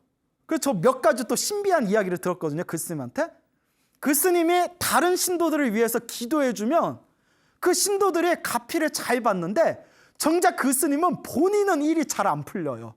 그러니까 미치고 팔짝 뛰겠어요. 그래서 이게 무슨 경우인가? 이게 무슨 경우인가? 그때 어느 어른 스님께서 이런 말씀하더라고요. 광우야, 광우야, 뭐가 그리 이상하냐? 저 사람이 저렇게 복이 없던 사람인데 그나마 머리 깎고 스님 돼서 기도하고 업장 소멸해서 저나마 이렇게라도 살고 있는 거다. 그 말씀이 가슴을 때리더라고요. 아, 우리는 눈앞에 효과가 있냐 없냐만 따지고 있지만 아니다. 오히려 깨달은 자의 눈으로 봤을 때는 그나마 이 정도라도 닦았기 때문에 이만큼이라도 살고 있는 거구나. 그나마 이렇게라도 수행을 했기 때문에 크게 받을 업을 작게 받고 있는 거구나. 그래서 여러분, 중요한 거는 효과, 눈앞에 보이는 가피, 눈앞에 보이는 소원 성취, 눈앞에 보이는 효과에 일희일비하지 마시기 바랍니다. 불법의 가장 중요한 거는 결국 마음을 닦는 겁니다. 제가 수많은 기도가피의 수많은 소원 성취의 이야기를 모으고 분석하고 사유해 봤을 때 결국 마지막 핵심은 마음 공부입니다. 마음을 닦는 것. 그러니 우리 소나무 불자 여러분들 기도하고 수행하시면서 눈앞에 있는 효과에 일희일비하고 흔들리지 마시기 바랍니다. 불법의 가장 중요한 핵심은 좋은 일이 생기든 나쁜 일이 생기든 모든 것이 내가 지은 인연법임을 여실하게 꿰뚫어보고 내 마음 공부, 내 마음을 닦는 것이 바로 불법의 핵심이라는 것을 꼭 기억하시기 바랍니다. 여러분, 행복해지고 싶습니까? 행복한 삶을 창조하고 싶습니까? 복을 지으십시오. 선업을 지으십시오. 공덕을 쌓으십시오.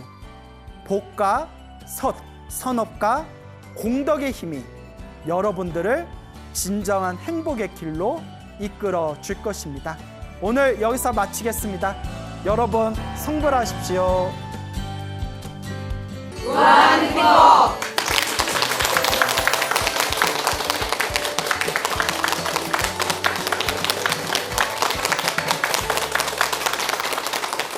예, 만나서 반갑습니다. 예, 광우 스님이라고 합니다. 여러분들에게 또 오늘 재미난 이야기를 해드릴 텐데요. 멀리서 누가 또 이렇게 메일을 보내왔어요. 그래서 광우 스님 소나무의 애청자입니다.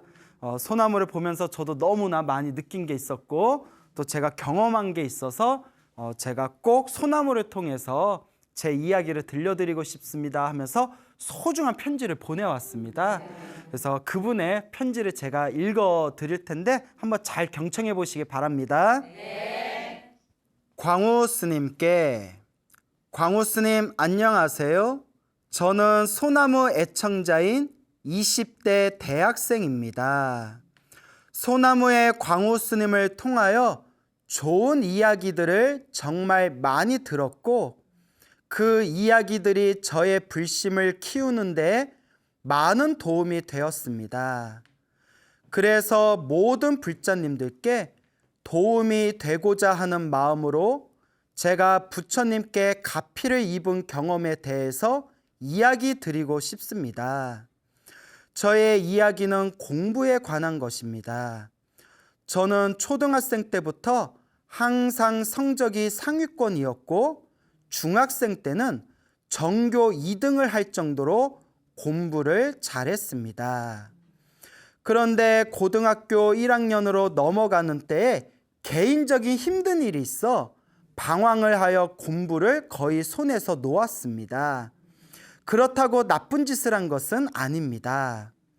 어느새 저의 성적은 많이 떨어져 있었고 다시 공부를 열심히 해야겠다는 마음이 일어났습니다. 아마 공부하다가 좀 슬럼프가 왔었나 봐요. 예, 누구나 그럴 때가 있죠. 이것도 공부가 한 사람이야 슬럼프 오지. 뭐 우리 같은 사람은 뭐 항상 성적이 안 좋아가지고 예, 또 맞대. 자, 그래서 하루에 4시간만 자고 쉬는 시간에도 공부만 하고 밥 먹을 때도 영어 단어를 외우고 깨어있는 시간 전부를 공부하는 데 할애했으며 너무 공부를 많이 한 나머지 교복의 오른쪽 손목 부분에 구멍이 날 정도였습니다. 주말에는 13시간 동안 공부만 했습니다.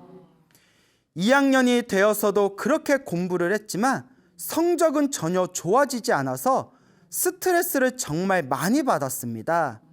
나는 정말 안 되나 보다 라고 자책도 많이 했습니다. 야, 13시간 동안 공부를 할 정도로 집중력은 참 대단해요. 근데 성적이 그렇게 원하는 만큼 안 올랐나 봅니다. 그런데 어느 날 꿈을 꾸었습니다. 꿈에서 제가 책을 들고 있는데 갑자기 책을 펴서 탈탈 털었습니다. 그랬더니 책 속에서 100마리 정도의 수많은 바퀴벌레가 나오는 것입니다. 바퀴벌레. 그 바퀴벌레들은 바닥을 쫙 덮었고 아무리 밟아도 죽지 않았습니다. 그 꿈을 꾸고 나서 나는 진짜로 공부해도 안 되나 보다 라는 생각이 들었습니다. 여기서 웬만한 사람들은 다들 포기할 거예요. 근데 이 학생은 그래도 저는 굴하지 않고 계속 열심히 공부했습니다. 어느덧 고등학생 3학년이 되었고 수시를 6개 썼는데 6개 대학에서 다 떨어졌습니다. 게다가 수능도 망쳐서 갈 대학교가 없었습니다. 좌절을 맛본 저는 재수를 결심했습니다. 재수를 할 때도 정말 성실하게 공부했습니다. 하지만 이상하리만큼 매달 보는 모의고사의 성적이 잘 나오지 않았고 그래서 걱정이 많았습니다. 이렇게 열심히 했는데도 성적이 안 오르면 정말 미치고 팔짝 뛸 것 같아요. 그러다가 어느 날 꿈을 꾸었습니다.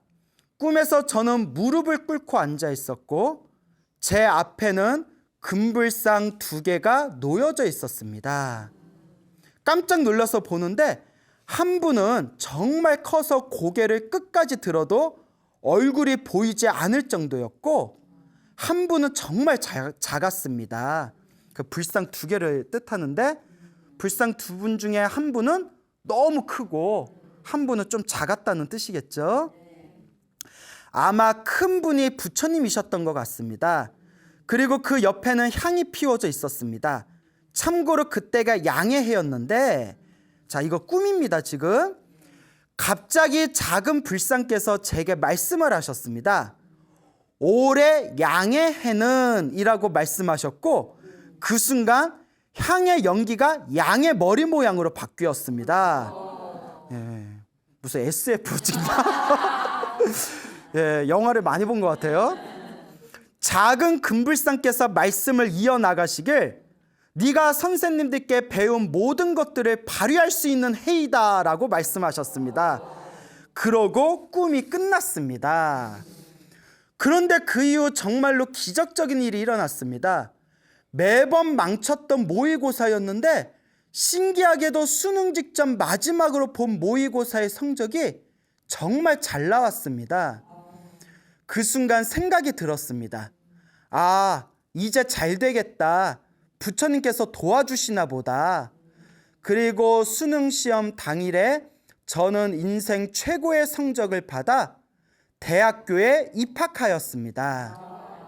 자랑은 아니지만 그 이후 저는 모든 과목에서 A+를 받고 과에서 1등을 하였습니다. 야, 꿈 하나 잘 꿔놓고 로또네 로또야. 소나무를 보면서 저의 경험이 부처님의 위대한 가피였다는 것을 깨달았습니다.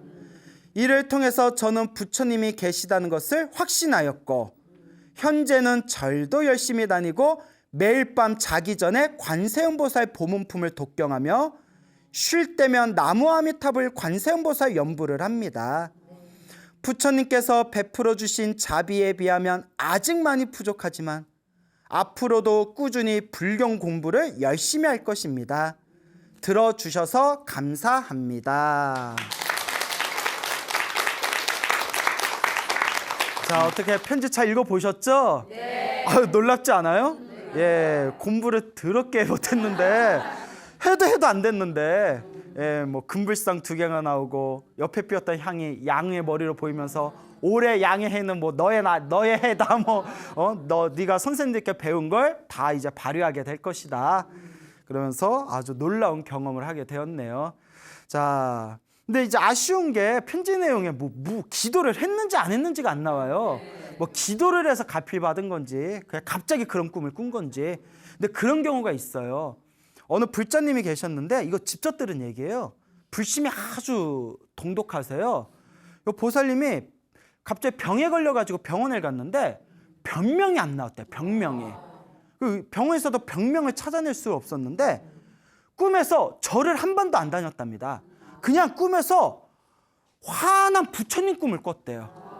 절에도 안 다니고 기도도 안 했는데 환한 부처님 꿈을 꾸고 나서 병이 저절로 나았대요. 그 절에도 안 다녔는데 그 뒤로 부처님 은혜 갚으려고 절에 다니신 불자님이 계세요.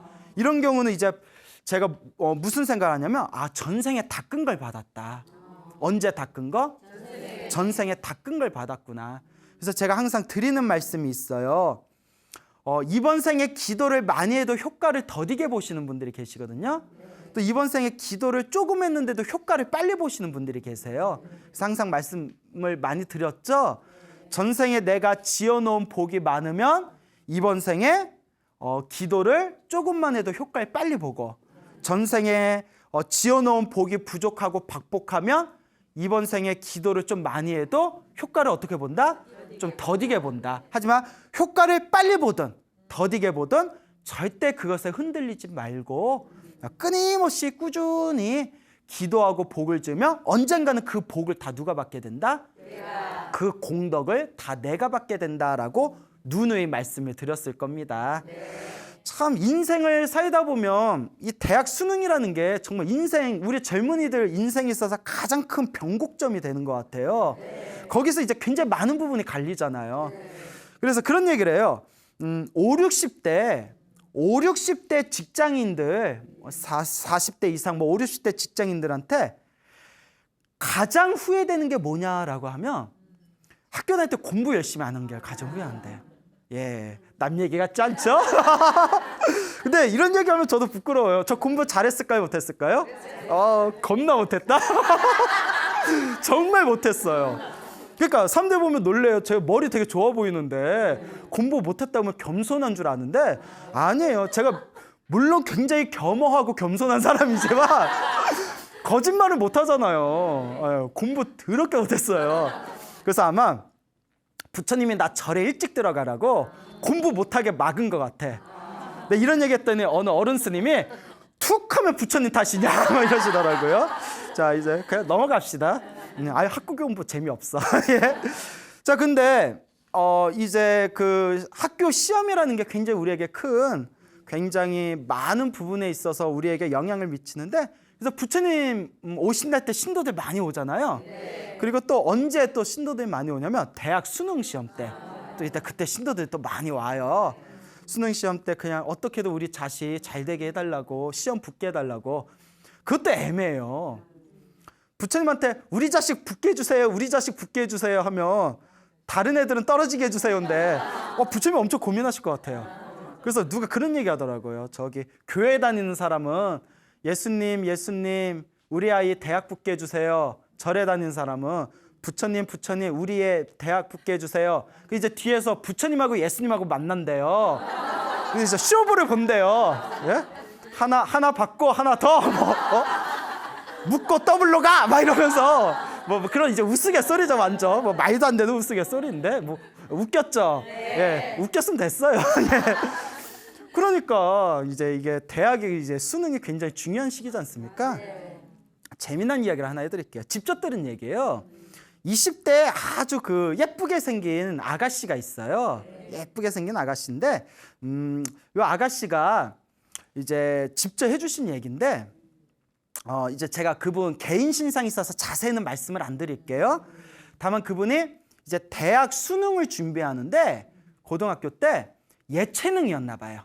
저 자세히는 말씀을 안 드릴게요. 하여튼 실기 시험을 보는 예체능이었나 봐요.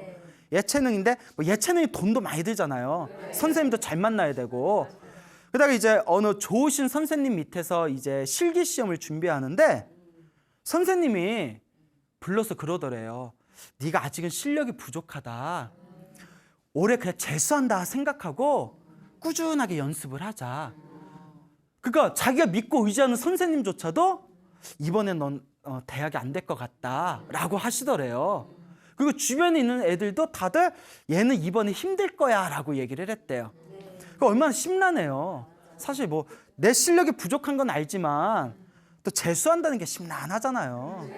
오죽하면 우리가 재수 없어 막 이러잖아요. 그만큼 재수가 힘든 거예요. 맞나? 예, 그래서 뭐 아니면 넘어가요. 그러니까 이제 너무너무 이제 고민을 하다가 이제 자기가 이모부가 있는데 이모부한테 심적으로 많이 의지를 했대요. 이모부가 이렇게 덕이 있는 분이었나 봐요. 근데 이모부가 혹실한 불자였대요. 그래서 이모부하고 같이 이제 절에도 가고 기도도 하고 부처님 좋은 말씀도 들었는데 이모부가 기도를 한번 해봐라 이러더래요. 기도 한번 해봐라. 그러면 사실 19살, 20살 애 보고 인생의 중요한 고비에 야 차라리 기도해라 하면 말 들어요 안 들어요? 에이 그럼 미신을 믿냐고 에이 뭐 이러잖아요. 근데 이제 성근이 있는 거예요. 착한 뿌리 딱 듣고 이제 수능 실기 시험을 앞두고 계속 이제 절을 했대요. 108배, 500배, 1000배, 3000배 계속 막 3000배 막 절을 했답니다. 간절하게. 수능 시험 날 꿈을 꿨대요. 꿈을 꿨는데 생생한 꿈을 꿨대요. 자기가 꿈에 이렇게 나타났대요. 꿈에 나타났는데 눈앞에 큰 강이 있더랍니다. 예? 큰 강이 있는데 강에서 딱 있는데 강에서 뭐가 뻥 하고 대따 큰 잉어가 하늘로 뿅 하고 올라오더래요. 잉어가 대따 큰. 그래서 잉어가 뿅 하고 올라와서 떨어질 때 갑자기 어디서 생겼는지 꿈이니까 검은 가방을 번쩍 들어서 그 잉어를 딱 받아챘대요. 그 잠에서 딱 깼대요. 야, 에이, 왜 미성년자한테 태몽이라고 하세요? 그걸 맞아요. 치마로 받았으면 태몽이야. 다행히 뭘로 받았다? 가방, 책가방. 그러니까 아유 아줌마 예? 책가방으로 딱 받으니까 합격이 됐겠어 안 되겠어? 서울에 인서울에 정말 가고 싶었던 인서울에 딱 들어왔대요. 주변에서 난리가 났대요. 이거 기적이라고. 야 뭐야 쟤 돈 쓴 거야? 아닌데 쟤네 집에 돈 쓸 정도의 집은 아닌데 어떻게 된 거야? 완전 기적이라고. 야 그래서 스님 저 가피 받았습니다 이러더라고요. 정말 멋있다. 정말 훌륭하다. 아마 앞으로도 그럼 기도의 가피의 맛을 봤기 때문에 앞으로도 기도를 잘할 거라고 생각이 듭니다. 그러니까 여러분들도 힘들고 괴로울 때 누구를 의지해라?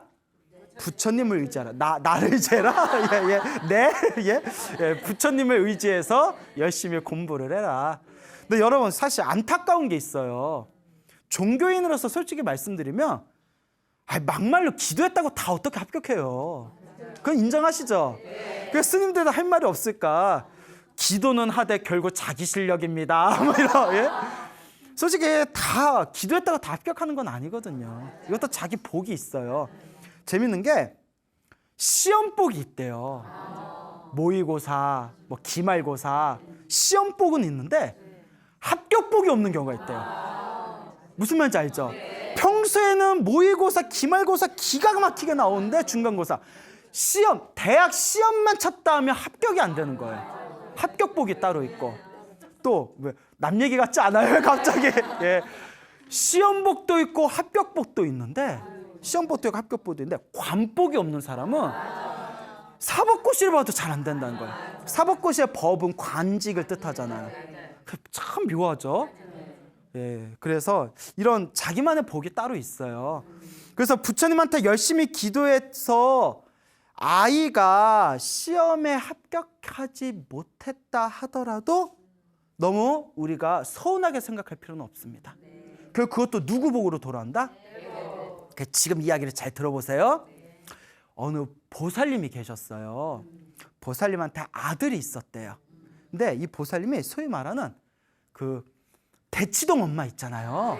막 극성맞은 막 학원 막 사교육 아들 막 스카이 막 있잖아요. 막 스카이 캐슬 막 있잖아요. 에? 그래서 극성맞은 엄마였대요. 그래서 아들을 자가용에 태워서 학교에 등교시키고 하교할 때 자동차를 가져가서 애를 태워서 밥 먹인데 학원으로 보내고 이걸 몇 년을 한 거예요. 오직 아들 하나 바라보고 명문대학교 보낸다. 완전 그렇게 극성맞은 아들만을 바라보고 아들의 시험만을 위해서 살아갔던 보살님이 있었는데 기도를 엄청 열심히 했대요. 오직 우리 아들 좋은 대학 가게 해주세요. 부처님 믿사이다. 부처님. 그리고 아들을 위해서 열심히 기도를 해줬는데 드디어 시험을 보고 나서 뚝 떨어졌대요. 뚝 떨어졌대요. 그래서 이제 그냥 자기가 원하는 대학을 못 갔대요. 그래서 조금 이렇게 밀려서 나갔대요. 그러니까 막 너무 마음의 상처가 너무 크고 속이 막 상한 거예요. 막 누구 엄마 대가 어디 갔어? 그 물어보는 옆에 애들이 제일 얄밉더래요. 사람 속도 모르고. 그리고 그렇게 부처님이 야속하더랍니다. 부처님 쳐다보기도 싫더래요. 한동안 절에 안 다녔대요. 그러니까 부처님이 안 들어주신 거야. 예? 마음을 그렇게 했으니까. 근데 저 그 마음 이해할 것 같아요. 몇 년을 공들였잖아요. 뚝 떨어져서 얼마나 좌절감이 크겠어요. 그렇게 이제 절에도 한동안 안 다니고 마음 그냥 다 놓아버리고 지내다가 기본적으로 불심이 있는 분이니까 몇 년 지나고 그러니까 마음이 정리가 되고 내가 그래도 이러면 안 되지. 내가 부처님 제자인데 이러면 안 되지 하고 또 절을 열심히 다니셨대요. 기도도 열심히 하고. 일단 기도하면 마음은 편안해지잖아요. 그런데 한국말은 끝까지 들어야 되고 사람 인생은 끝까지 봐야 돼요. 지금 잘 나가는 인간들 있죠? 나중에 어떻게 될지 몰라요. 자, 악담 같다. 예, 예. 지금 막 이게 비빌거리는 사람들 있잖아요. 몰라요. 나중에 둥근 애가 뚝딱 떴습니다. 뭐 이렇게 대기망성이란 말도 있잖아요. 아들이 지방대학교를 나왔는데 취직 준비를 하잖아요. 이름만 대면 알만한 외국계 회사에 대기업에 떡하니 합격을 한 거예요. 주변에서 다들 부러워할 정도로. 지금 잘 지낸대요. 그때 보살님이 무슨 생각이 들었냐면, 아, 내가 아들을 위해서 한 기도 공덕이 허투루 간 건 아니구나. 내가 일시적으로 내가 원하는 대학 못 갔다고 해서 서운하고 섭섭하고 꼴도 보기 싫었는데 아니구나. 어떻게든 내가 받아먹는구나. 그러면서 불심이 더욱 깊어지셨대요. 여러분, 자식을 위해서 기도할 때 지금 당장 눈앞에 합격 못했다고 해서 너무 서운해하지 마세요. 지금 당장 내가 원하는 목표대로 일이 이루어지지 않았다고 해서 너무 섭섭해하지 마세요. 사람 일은 어떻게 될지 몰라요. 결국 내 복은 누가 받는다? 내가 받는 거예요. 기도 열심히 했는데도 내가 원하는 대학 못 간 것도 내가 풀어야 빚이 있고 업보가 있어서 그래요. 내가 지은 업보인데 어떡해. 합격복이 없었나 보지.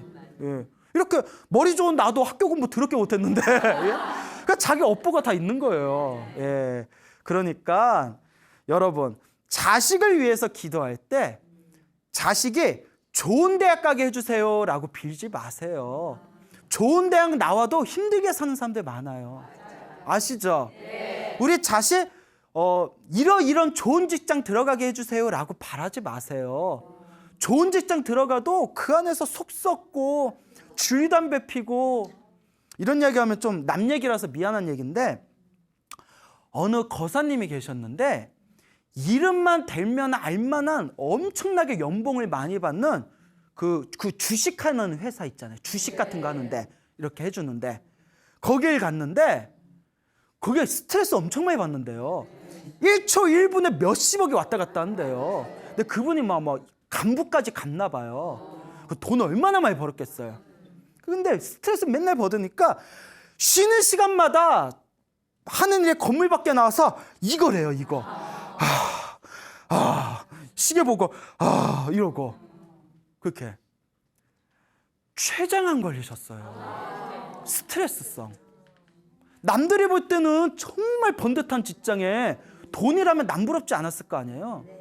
여러분, 남들이 보는 거랑 내가 겪는 건 달라요. 그러면 자식을 위해서 어떻게 기도하냐? 우리 아들, 우리 딸, 뭘 하든 행복하게 해주세요. 편안하게 해주세요. 건강하게 해주세요. 뭐가 핵심인지 알겠죠? 좋은 대학 가봐라. 건강 잃으면 뭐 할 거예요? 좋은 직장 가봐라. 마음이 불편하고 힘들고 스트레스 받으면 뭐 할 거예요? 우리 아들, 우리 딸, 인생 가는 길마다 편안하게 해주시고, 어쩔 수 없이 힘든 일이 닥칠 때 조금이라도 보호해 주세요. 그러니까 아들이 정말 행복하게 살게 하고 싶죠? 딸이 정말 행복하게 살고 싶게 하고 싶죠? 아들, 딸이 스트레스 없게 살게 하고 싶죠? 머리 깎여요. 그래? 출가시키면 돼. 스님이 되면 스트레스 거의 없어. 나 봐요. 스트레스 있어 보여요? 없어 보여요? 자, 이제 자식을 위해서 어떻게 기도해야 되겠다. 이해가 가시죠? 예, 행복하게, 예, 건강하게, 어쩔 수 없이 힘든 일이 닥치면 조금이라도 우리 아들, 딸이 상처를 덜 받게 보호해 주십시오라고 기도하시길 바랍니다. 알겠죠? 기도하면 분명히 힘이 있습니다. 근데 분명히 말씀드린 거는 조금 빨리 얻는 경우도 있고 더디게 얻는 경우도 있어요. 사실 우리 불자들이 기도할 때마다 효과를 빨리 보면 사실 절에 안 나올 사람들이 없겠죠. 근데 기도해도 안 되는 것 같고 답답하고 더디게 이루어지고, 우리 부처님, 우리 관세음보살님 더럽게 나만 안 들어줘 막 이런 마음도 생기고, 그러다 보면 이제 절에 안 오는 거예요. 자, 그런데 또 제가 재미난 얘기를 해드릴게요. 화계사에 제가 있으면서 그 소나무를 계속 진행을 했잖아요. 근데 이 소나무의 완전 애청자이신 40대 초반의 젊은 불자님이 계세요. 그래서 그분이 이제 멀리서 어머니가 또 그렇게 소나무 팬이래요. 어머님이. 그 어머니하고 그 따님이 소나무의 완전 광팬이었는데 이제 저 보고 싶다고 화계사에도 이렇게 오시고, 그러다가 이 보살님이 이제 화계사에 또 이렇게 상담하러 오셨었는데 굉장히 큰 고민이 있었던 거예요. 그 몇 년 전에 큰 사고를 당했대요. 정말 말로 표현하면 아주 큰 사고를 당했는데 가해자가 나 몰라라 하는 거예요. 근데 문제가 뭐냐면 가해자가 백이 엄청나게 좋았대요. 아주 부잣집에 백이 좋아서, 그러니까 그래서 자기가 증거가 있는데도 그게 잘 안 되더래요. 자꾸 재판이 밀리더래요. 너무 답답해하길래 우리 화계사의 그 재무스님이 계세요. 재무스님이 이제 행정 업무를 보시는 스님인데, 우리 화계사 재무스님께, 우리 화계사 재무스님 상담을 되게 잘하세요. 그래서 제가 일부러 이렇게 되게 답답한 일이 있는 것 같은데 스님이 상담 좀 해주셔요. 솔직히 저는 법문은 잘하지 상담을 잘 못해요. 예, 그래서 이렇게 우리 재무스님하고 상담을 시켰는데 재무스님이 이렇게 이제 이런저런 대화를 했나 봐요. 그래서 뭐라고 했냐면, 지금부터 새벽마다 화계사 와서 기도를 해라 라고 가르쳤대요. 새벽마다 새벽 기도를, 새벽마다 화계사 와서 대웅전에서 기도하고 산신각에도, 삼성각에서도 좀 기도하고 딱 가르쳐, 명부전에서도 하고. 그래서 이제 다 끝났는데 그 보살님이 하시는 말씀이, 스님, 화계사 재무스님이 새벽마다 화계사 와서 기도하라는데 너무 멀어요 이러더라고요. 너무 멀대요. 그래서 이제 제가 그랬죠. 어느 도량, 어느 절에서 하든 다 똑같다. 근데 보살님 집에서 제일 가까운 절이 어디예요? 했더니 저 강남 봉은사래요. 봉은사가 제일 가깝대요. 오, 강남 여자야, 강남 여자. 그 봉은사 가깝대서 봉은사가 얼마나 좋은 절인데, 봉은사가 엄청 좋은 절이에요. 뭐 모든 절이 다 좋지만 봉은사에서라도 열심히 기도하세요 했는데, 이제 보살님이 며칠 동안 매일매일 새벽 기도를 나갔대요. 매일매일 새벽 기도를 간절하게 하는데, 새벽 기도가 왜 또 영험이 있냐면, 이미 뭐 제가 항상 얘기하잖아요. 새벽에 기도하든 낮에 기도하든 밤에 기도하든 다 똑같다. 근데 새벽 기도가 유독 특별한 게, 새벽에 일어나려는 정신력 자체가 이미 마음의 어떤 에너지라든가 마음가짐이 달라지거든요. 그래서 이제 새벽 기도를 많이 시키는 거예요. 이미 마음 자세부터 달라지니까. 보살님이 이제 새벽 기도를 열심히 했는데 어느 날 생생한 꿈을 꿨대요. 꿈을 꿨는데 자기가 이렇게 이제 앉아 있는데 옆에 누가 이렇게 쓰고 오더래요. 그러더니 자기 머리카락을 하나 톡 하고 뽑더래요. 머리카락을. 뭐야 하고 쳐다봤는데 자기 흰 하얀색 머리카락, 흰 털을 딱 뽑더래요. 물론 보살님이 흰 털은 없는데, 근데 하얀색 머리카락이 근심을 뜻하잖아요. 근심. 하얀색 머리카락을 하나 톡 뽑더래요. 그래서 자기가 단정하게 이렇게 머리를 옛날 그 대장금 이렇게 쪽지듯이 단정하게 머리를 묶어서 이렇게 쪽을 졌대요. 그때 눈앞에 누가 딱 나타나더니 이따만하게 큰 종이를 이렇게 주더랍니다. 그 종이를 딱 받았는데 다 한문이더래요. 뭔 말인지 하나도 모르겠더래요. 그런데 다 한문인데, 다 한문에서 이거 뭐지, 뭔 말이지? 딱 아는 글씨 하나가 나오더래요. 사람 인자. 사람 인자가 딱 나오더래요. 그래서 나 아는 글씨다 하고 사람 인자 딱 보는 순간 꿈에서 딱 깼대요.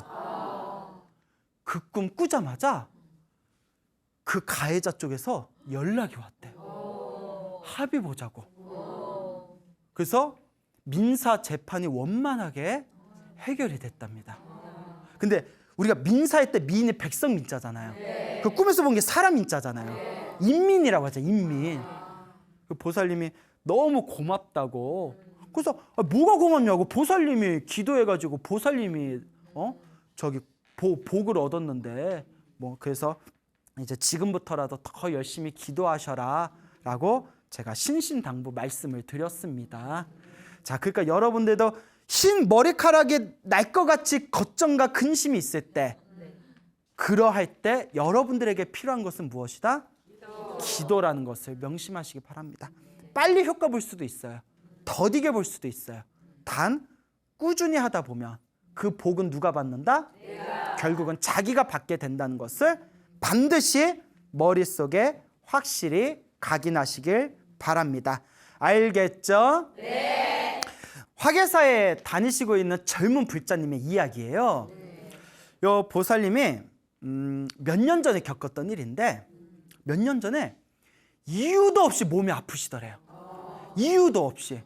그러니까 이유도 없이 몸이 욱신욱신 아파가지고 막 감기 몸살처럼 막 아픈 거 있잖아요. 왜 이러지 하고 너무 아파서 막 울 것 같더래요. 너무 아파서 병원에 갔더니 그게 무슨 희귀 질환이래요. 난치 질환. 몸에 막 통증이 오는 질환이 있대나 봐요. 희귀 질환이라서, 난치 질환이라서 이거 약을 써야 되는데, 진통제랑 약을 써야 되는데 약이 엄청 세대요. 그래서 한 방에 처방할 수는 없고 1단계, 2단계, 3단계, 4단계 단계별로 처방을 한대요. 1단계를 먹고 몸이 익숙하면 2단계, 3단계 올라간대요. 그러니까 이제 좀 고치기가 까다로운 난치 질환이었는데 너무 서럽더래요. 사람 몸이 몸 아플 때 제일 서럽거든요. 맞아요? 네, 그래요. 몸이 너무 아파서 서러워가지고 그때만 해도 이렇게 절에 열심히 안 다녔는데, 물론 어렸을 때부터 엄마 따라서 절에 다니는 그런 인연은 있었지만 특별히 절에 열심히 안 다니다가 너무 자기가 죽을 것 같이 힘드니까 그때 집 가까이 있는 화계사에 올라갔대요. 화계사에 이렇게 가서 화계사 법당에서 미친 듯이 울었대요. 막 눈물이 펑펑 쏟으면서 부처님 제발 저 좀 도와주세요.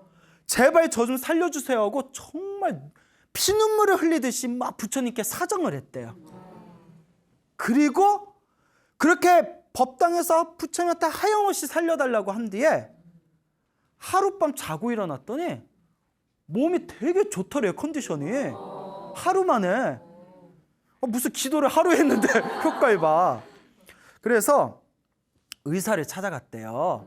의사가 딱 보더니 의사가 깜짝 놀라면서, 이야, 이게 아주 모범 사례라고, 굉장히 이게 난치 질환인데 지금 너무 몸 상태가 좋아졌다고. 어떻게 이렇게 몸이 좋아졌지? 환자님은 굉장히 모범 사례입니다. 아주 좋습니다 지금, 이러더래요. 아무리 생각해도 누구 값이다? 부처님 값이 같다는 거예요. 그래서 내가 부처님 때문에 이렇게 몸이 좋아졌는데 내가 절에 안 다니면 안 되지 해가지고 화계사를 꾸준히 와서 기도를 해요. 조용하게. 근데 이분하고 이제 우연히 이제 제가 대화를 하고 그러다가 그분한테 법화경 사경을 하라고, 법화경 기도를 하라고 이렇게 권유를 드렸어요. 법화경을 이렇게 해봐라. 그래서 예 알겠습니다. 또 이제 사람이 착해요. 그래서 스님이 가르쳐줬으니까 해봤겠죠. 그래서 제가 그랬어요. 욕심 부리지 말아라. 기도 안 하다 갑자기 하면 힘들다. 손가락도 아프고 또 처음에 너무 열심히 하다 진 빠지면 나중에 쳐다보기도 싫어져요. 하루에 한 장 쓴다. 하루에 한 장만 쓴다. 하루에 바쁘면 한 줄만 쓴다 생각하고 그냥 꾸준히만 해라. 계속 썼대요. 쓰고 썼는데 그러는 거예요. 스님, 기도하니까 일단 마음이 편안해요. 이러더라고요. 마음이 편안해집니다. 그리고 계속 쓰면서 좀 안 좋은 일도 겪었어요. 막 속 시끄러운 안 좋은 일도 겪었을 때 또 제가 그게 다 무엇하고 있는 것이다? 업장소멸. 크게 받을 걸 작게 받고 있는 거다. 기도하면서 크게 받을 걸 작게 받는 거니까 꾸준하게만 해라. 그게 이제 꾸준하게 했는데 한 6번 정도 썼어요. 지금 법화경을 6번을 돌려 썼는데 갑자기 이상한 걸 느꼈어요. 몸에 아픈 병이 있었다고 했잖아요. 근데 갑자기 좋아졌다고 했잖아요. 근데 골반하고 다리는 또 은은한 통증이 있었대요. 사실 일상생활에 방해가 되지 않을 정도의 은은한 통증이 있었는데 언젠지 모르겠대요. 언젠지 모르겠는데 그게 싹 사라졌대요. 법화경 사경하다가 그 마지막 남아있던 통증이 어느 순간 딱 봤더니 흔적도 없이 사라졌대요. 그래서 스님 너무나 이 부처님의 기도가 정말 묘하고 묘한 것 같습니다 라고 이야기를 하더라고요. 네, 그분 남동생 이야기가 또 기가 막혀요. 그거 둘이 그 남매가 또 그런 불심에 때문에 그런지 어떤 부처님 가피가 있었어요. 그 남동생이 어렸을 때부터 사찰 어린이 법회를 다니면서 굉장히 이제 어렸을 때부터 기도를 많이 했대요, 얘가. 그러다가 이제 기도를 많이 하고 부처님하고 인연이 있었던 남동생이었는데 어린이 법회 다니고, 그런데 이제 그때 그 사건이 군대에서 제대하고 난 뒤에 며칠 안 됐을 때 일이래요. 남자니까 군대 갔겠죠? 제대하고 나서 이게 집에 자기 옆방에서 자고 있었대요. 자기는 여기서 자고 있고 저쪽에 옆방에서 남동생이 이제 자고 있었는데 새벽이었대요. 한참 자고 있는데 새벽에 으악 하면서 남동생 비명소리가 들리더래요. 그래서 자다가 놀라잖아요.